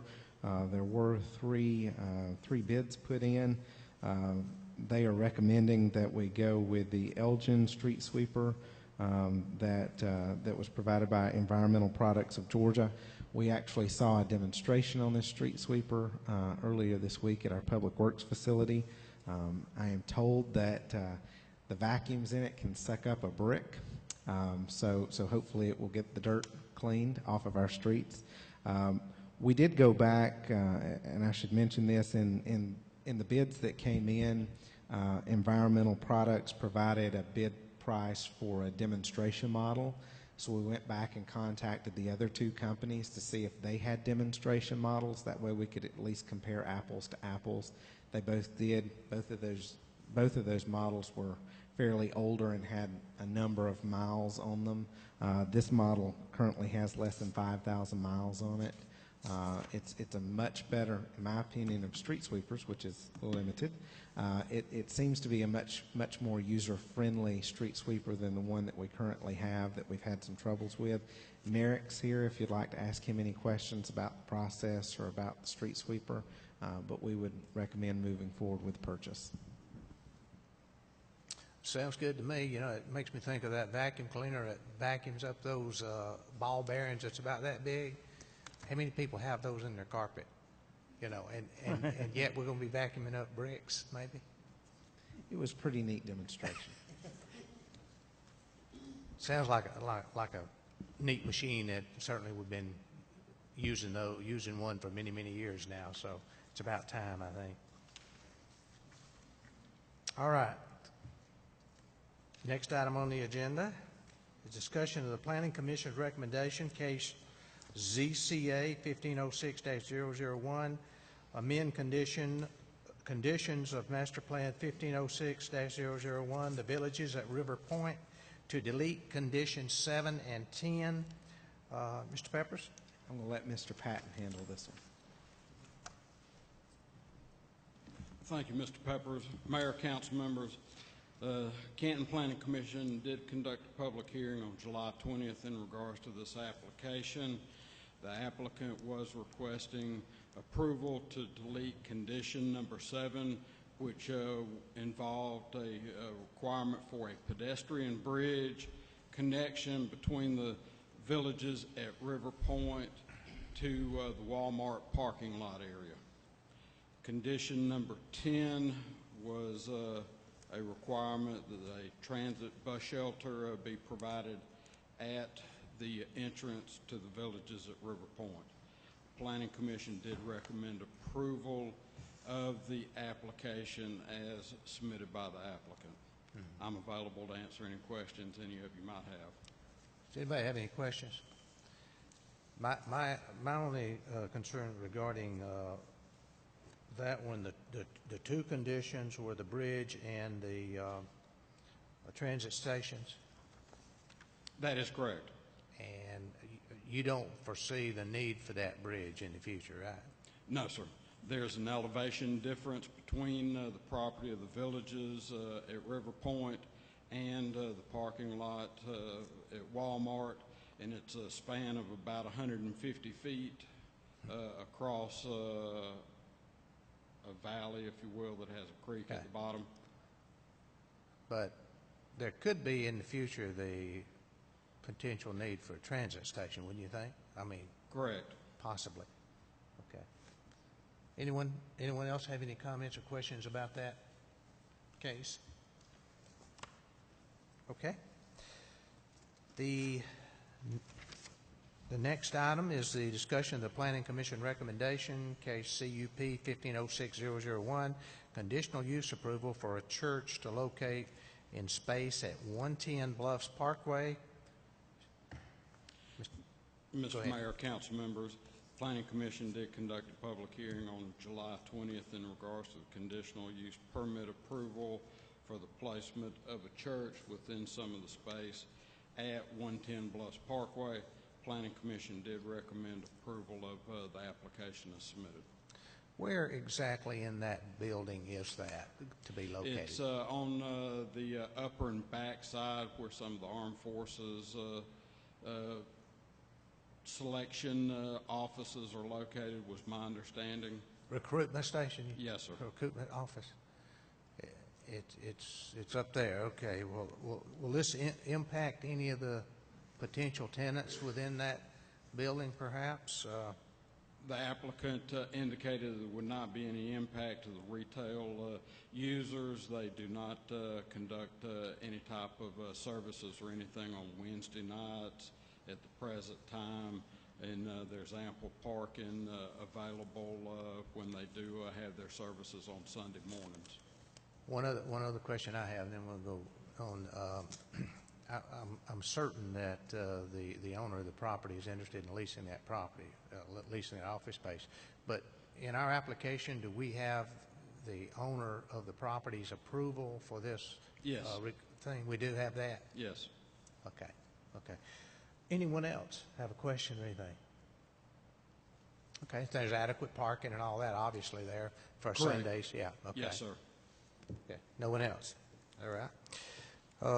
Next item on the agenda, discussion of the winter season warming shelter at Action Church. Mr. Grant?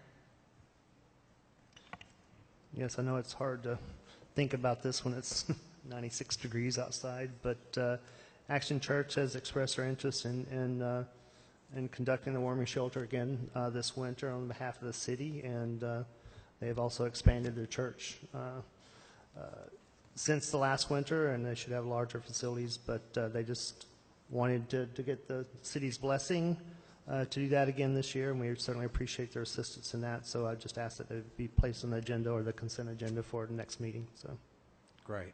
Right. We really appreciate what they have done in the past and look forward to their help again this winter. It is hard to imagine it being really cold now after what we've been through this summer, but the winter will return. Next item is discussion of the fire truck procurement procedure. Mr. Peppers. Chief Lloyd's here, and he can speak to this, but as you recall during one of our budget meetings, he mentioned that we would like to look at a replacement truck, a new truck for the 2017 budget. The difficulties in that is it takes a number of months leading up to the time you actually purchase the vehicle to get the vehicle built. So there's got to be some type of agreement by the council to move forward with that process. And there's a number of companies out there. We have to build specs for what we want before we can get pricing and before we can enter into contracts. But the chief can speak a little bit more about that procedure.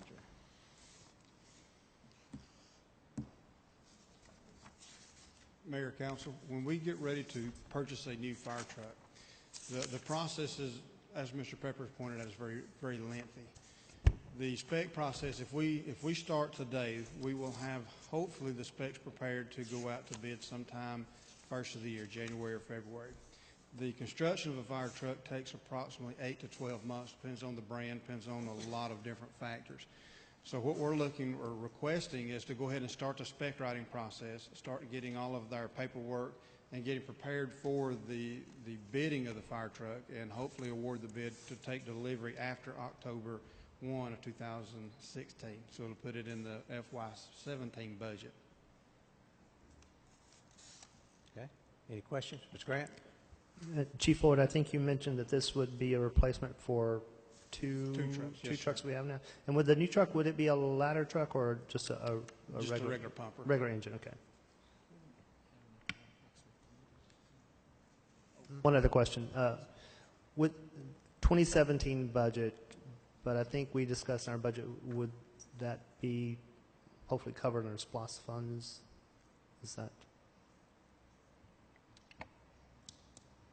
Is it candidate for SPLOST funds? Okay. Okay, thanks. Ms. McGrew? Chief, will this be a truck carrying a tank of water? Yes, ma'am. What All will of our be the trucks will carry water. What's the obviously. capacity of this truck? We will probably look around 750. The requirements for fire trucks have changed, so we've got to start researching NFPA to find out what the new requirements are, but we're probably looking around 750 gallons. You don't know. Thank you.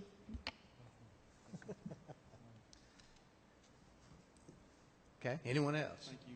Thank you, Chief. Appreciate it. Okay. Item J, presentation of the FY 2016 proposed budget. Mr. Peppers? You have the budget? We do have the budget. Questions? Nathan's here. He can answer any questions you might have. I did want to take a minute and thanks to each of you for participating in the 2 budget meetings that we had. It's nice to have 100% participation and we can talk about what's going on at those times. Right. I appreciate the presentation summary that you presented initially. I think that really helped out a lot as being able to kind of see the general budget there. So thank you for doing that. Anyone have any questions or comments at all about the budget? Pizza was good. Oh, pizza was good. Thank you. Thank you. Okay. All right. The next item, city manager's report. I have a couple of items on here. The first is one that I know council has been updated on, and we've decided to talk about it tonight just because we've had it come up in the last week. As you know, we have the construction of the hospital that's going on, and we have received at least one complaint and then a written complaint from the neighborhood that's adjacent to the hospital about construction times, the pouring of concrete and the times when that is starting to take place. So we have an official incident report on that. In addition, we reached out to the contractor through our building inspector's office to find out what their schedule is for the next month as it relates to pouring. concrete, and I have supplied that to each of you up there. I will note that that they have several days over the next month that they have eyed in for pouring, and they have noted in there that their typical pours start at 3 a.m. And finish at 9 a.m. I've talked with Mr. Patton. I've talked with Mr. Hatabian.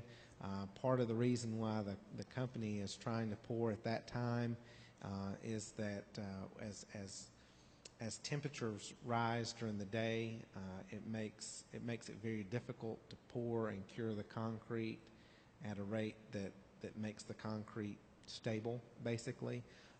And so during the summer months, they try to pour as early as they can. Having said that, when you're adjacent to a neighborhood pouring at 3 a.m., that can cause some problems. We went back and we looked at the council discussion on this item when it came up in December of 2014, and basically what was recommended was that the council was approving for them to work after hours. There wasn't any condition in there as to what those hours are. I know that a few of you have mentioned that your idea of after hours is working later in the day as opposed to starting earlier in the day. But you know, we wanted to bring this before you and try to get some understanding from you as to how you would like to move forward. We've got our engineer here. We've got our community development director here. We have our building inspector here. I'm sure they can answer questions that might come up as it relates to concrete. Okay. Mr. Rust? Yes, sir. Billy, how much longer will it take if we let it go at 3 o'clock in the morning? How many more days or weeks or months do they have to do that? That's probably a better question for the building inspector or community development director. Mid-September is what he says. So about 6 weeks from now. And part of that is too that as we get closer into September and October, the temperature doesn't get nearly as high, and so that gives them a little bit more flexibility to pour later in the day as opposed to stopping like they are now at 9 a.m. You know, there's some big screens that are noise abatement screens that can be used to baffle the sound, and they can put them up around there. I'm trying to figure out a way to let them keep. This is a big problem with this heat. And they got a progression that they've got to meet. So how can you stop that noise from getting out of a confined area? And I've seen these big noise baffling screens. It could be effective. Sure.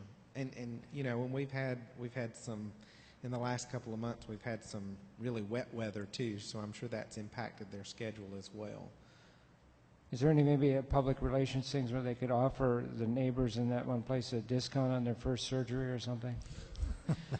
I mean, it's really it's one neighborhood, and it's impacting them, and it's really a public relation. You got to figure out a way to try to let them do this. And the public relations idea I have also is to just tell them what you're trying to do and how important it is. If everybody knew what we know right now, they might say, well, I'll put some earplugs in or something, you know. For long enough. Just this is a big hospital. It's important to try to get this done, so we got to figure out some way to help them do it. Ms. McGrew? If we're talking about pouring pads and foundations now until September, what kind of noise will we have when we're pouring columns? Because this is a steel and concrete building. So what will that noise be like? Will it be as much as pouring the foundations and the pads? I'm going to let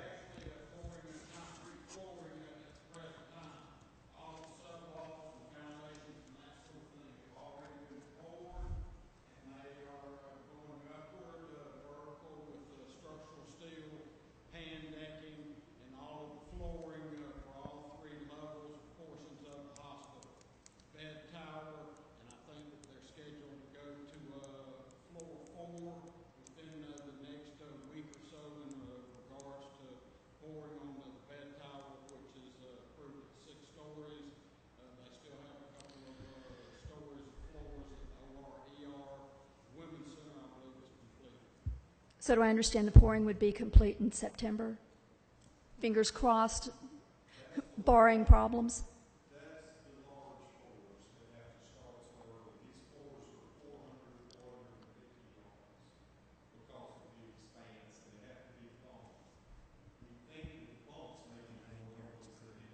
Right.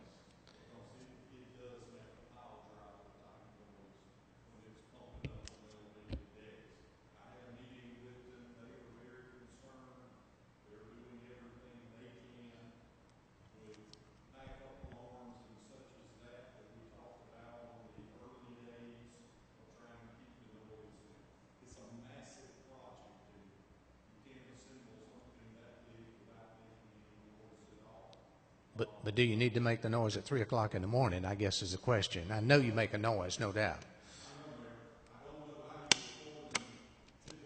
Is there not a mechanism to mitigate the temperature problem?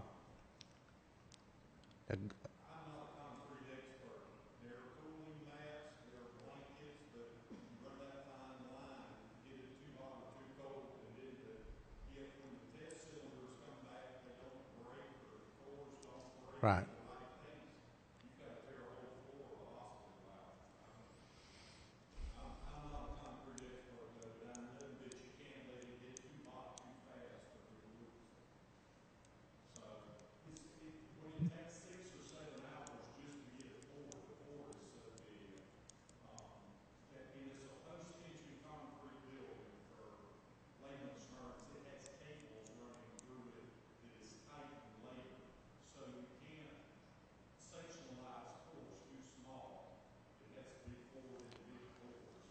Right, right. Now, we're only talking about the hospital now. We're not talking about any additional medical offices that would be built around, so that, I assume there would be some of that same type situation.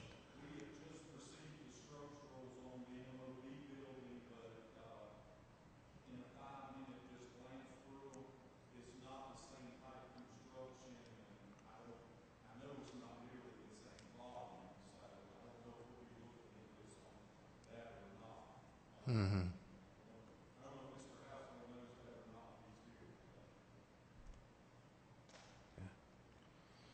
Well, generally, a lot of the medical office buildings don't have the large concrete pours like the hospital has. It's a different type of construction. We haven't seen the full building plans, so yeah. we really can't answer the question fully. Well, I think, we've had what may, as far as I know, is a legitimate complaints regarding the sound at 3 o'clock in the morning, and you can almost imagine that would not be very pleasant to be awakened at that time with 2 or 3 small children, and they got to go to school, you got to go to work, and that happens very often. You would probably be upset a little bit, so we need to be able to explain to the person complaining we can do nothing about it, or I kind of think that had we initially, when we granted the after-hours work, had somebody said, can we start work at 3 o'clock in the morning, there may have been a different answer at that point. I don't know. But at any rate, I don't think any one of us here, at least I know I didn't, think about work going on at 3 o'clock in the morning. But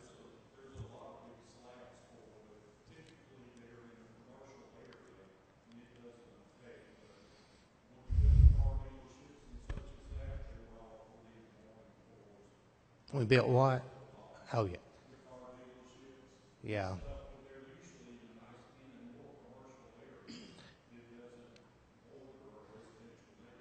Yeah. Well, I did pull up the map, Google Maps on those things, and there's a section of that subdivision over there that's very, very close, looks like, comparatively so. So, I don't know. It's going to be up to the council to decide if they want to do anything, nothing, or try to mitigate this situation some way. I just had one question, just to put it in perspective. You said it's 400 cubic yards poured at once. It's a continuous pour, one truck right after another. How many cubic yards per truck? Is that 9 per? So you got 45 truckloads lined up. How long does it take if they start at 3 in the morning? How long does it take them to? 6 hours. They can do 45 trucks in 6 hours. But that's really the way they have to do it. They absolutely have. Actually, if you think about it, there isn't another way around this, unless they delay the pours till it cools down. mean, we're going to,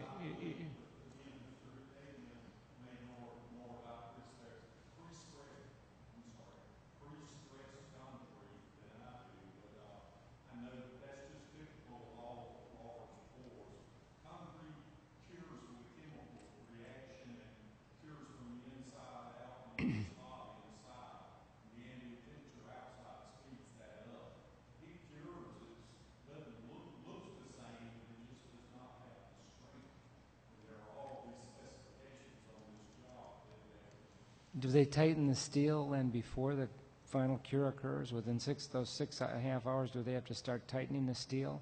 That's the pre-stress? No, it's tightened after. I was just going to say from a noise standpoint, really what we're looking at is 45 trucks in a row, all lined up, right? And they're being lifted up by a crane or something. It has to. Yeah. And that would be a spot, because that's going to be on ground floor, so you could maybe noise baffle that one some way. Yeah. They're probably using buckets with the cranes as well as the pump trucks. I don't know. That's generally how these large pours work and operate. I know years ago I worked on a job site when I was working in engineering, and it was a 24/7 continuous pour of a 97-foot tall concrete silo structure for a brewery in South Georgia. And there were 35, 40 trucks pulling in and out at any given moment, and it was 24/7. It was over 7 days in a continuous pour for that 97-foot tall silo. Wow. Okay.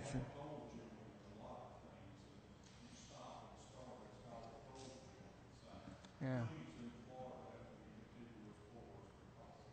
And probably in Florida they have to pour all night. It gets too hot. Yeah. Thank you very much. Appreciate it. Okay. Anyone else? Mr. Young? I would think it would be a good idea to have maybe Mr. Patton and Mr. Peppers or somebody meet with the residents that are having the issue and explain everything that you've just explained to us and see what can be worked out with them for the time, since it is a temporary situation, and see if they can come to some accommodation for them that would satisfy them and allow this to continue. I think it would be very important for the contractor to be there as well. Yes, yes. Buy them all a big screen TV and turn it up real loud beginning at 3 in the morning or something. There has to be a nice way to fix Northside this. may have that in their budget. We did not include that. No, but there has to be a nice way to try to help those residents survive this process, really. Okay.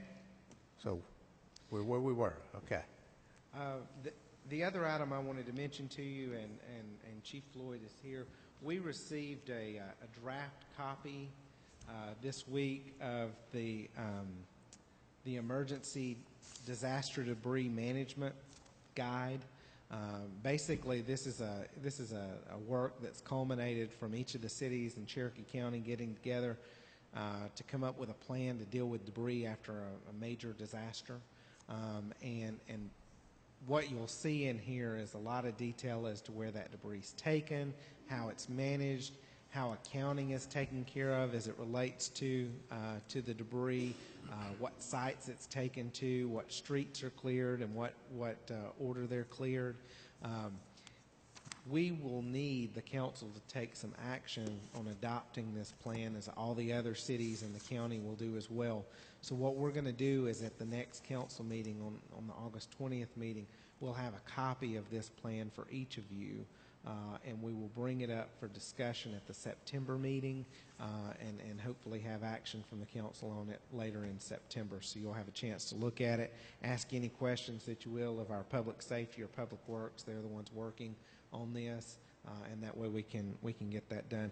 The only other two things that I would note is that we do have a tire recycling event coming up on August the 15th. And for our residents that need to dispose of tires, we'll be able to recycle those at that point. And for those of you that would like to come out on Saturday, Ms. McGrew and I will be sampling pies at the annual Pie Day competition right outside the City Hall. Farmers Market will be down here. And so if you want to sample some pies from across the area, you're more than welcome to do that. Okay. Mr. Russ? Billy, I have one question about tire recycling. Do we make money on that, or does that cost us money per tire that we recycle? I mean, there is a fee for tire recycling. Camille can provide more information on it, but basically, And I wonder if we had to have the hub taken off too. I mean, is it dehub? Is it just a tire itself, or?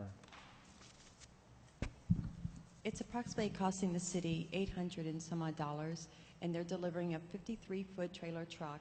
The tires need to be without the rims and no oversized tractor trailers. And it is free for city residents, and we would greatly appreciate if they would bring their city water bill. To prove it. Correct. Yeah, okay. Gotcha. And so, but it's going to cost us, there's no charge for the residents, and there's no cost other than the $800 for the whole gondola. And this is one of our instances where we're trying to be proactive on the blight and give an opportunity for residents to dispose of those tires that they just haven't. Tires laying in a wood somewhere take 1,000 years to degrade. It's a tough one. Thank you. I've not been here 1,000 years, so I'll take your... No, I mean seriously, they don't break down very well. They take forever. Thank you. Okay. Anyone else? Okay. At this point, we will entertain a motion to adjourn. Excuse me, Mayor. I'm sorry. Excuse me. One more thing. I'd like to recognize Camille Ways. Yes, you. I have finished my 2-year term as Cherokee County Arts Council Board of Directors President, and our new president is Camille Ways. So I just wanted to thank you. Congratulations. And recognize Camille as our new board president. Thank you. Good.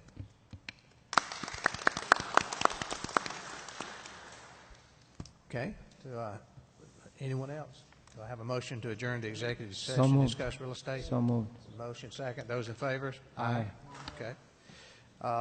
We will most likely, I think, we will be coming back out, I think, to make to have a vote. That's correct. Yeah. So after our discussion.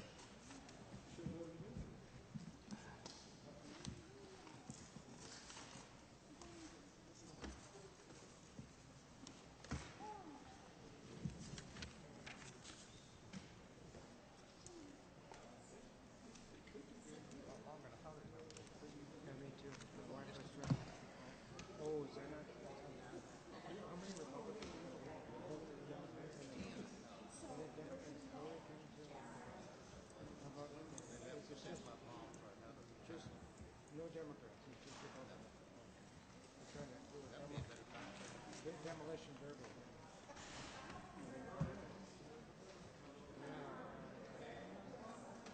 Yeah. Oh no. Yeah.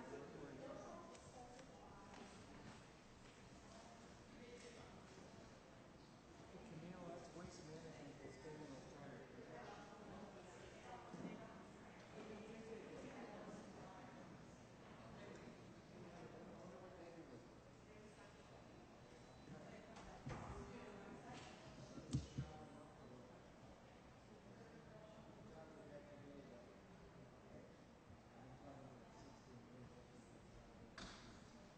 Very familiar with it. It's a gigantic pool like nobody knows how to fix it.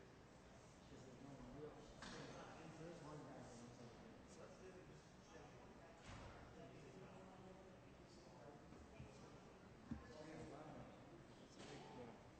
I gotta go.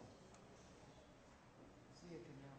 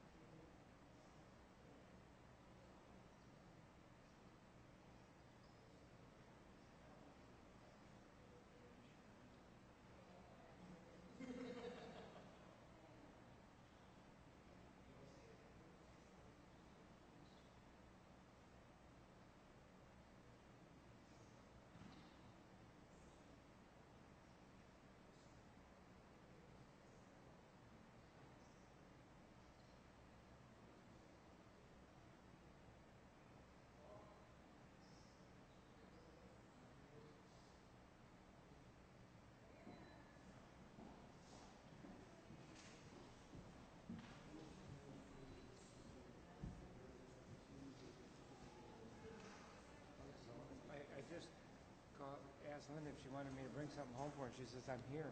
Oh, there. Is that her? I can't see. Yes, okay. That's good. Okay. Let's get this over with. Oh. Okay, we got that done right there. Thanks. That's our only vote? That's it. Okay, we are back in an open session again, and I believe Mr. Dyer has a motion that he would recommend. Well, based on our discussion and I've prepared a development agreement for the sewer line on Highway 20 we've been talking about. The owner had agreed to the version that I prepared.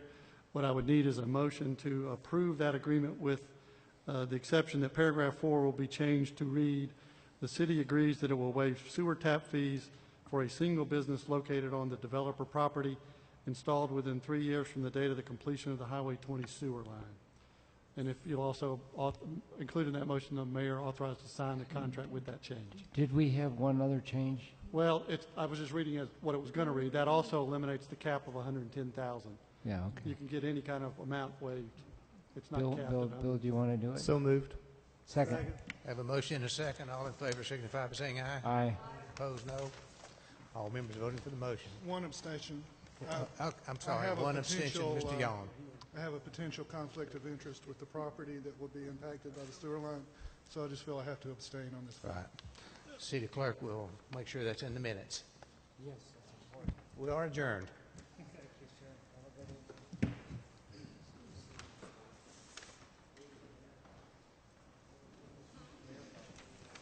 See, can't you imagine how much fun it would have been doing how many bonds stay until about 3 a.m. to discuss all 4 years?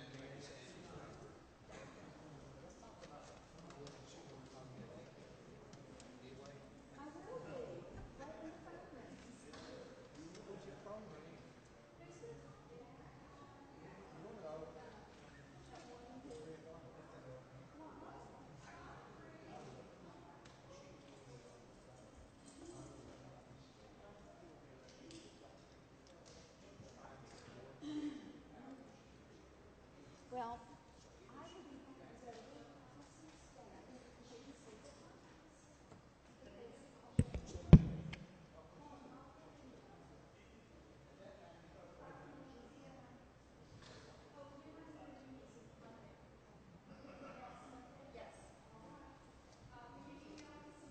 I will email you.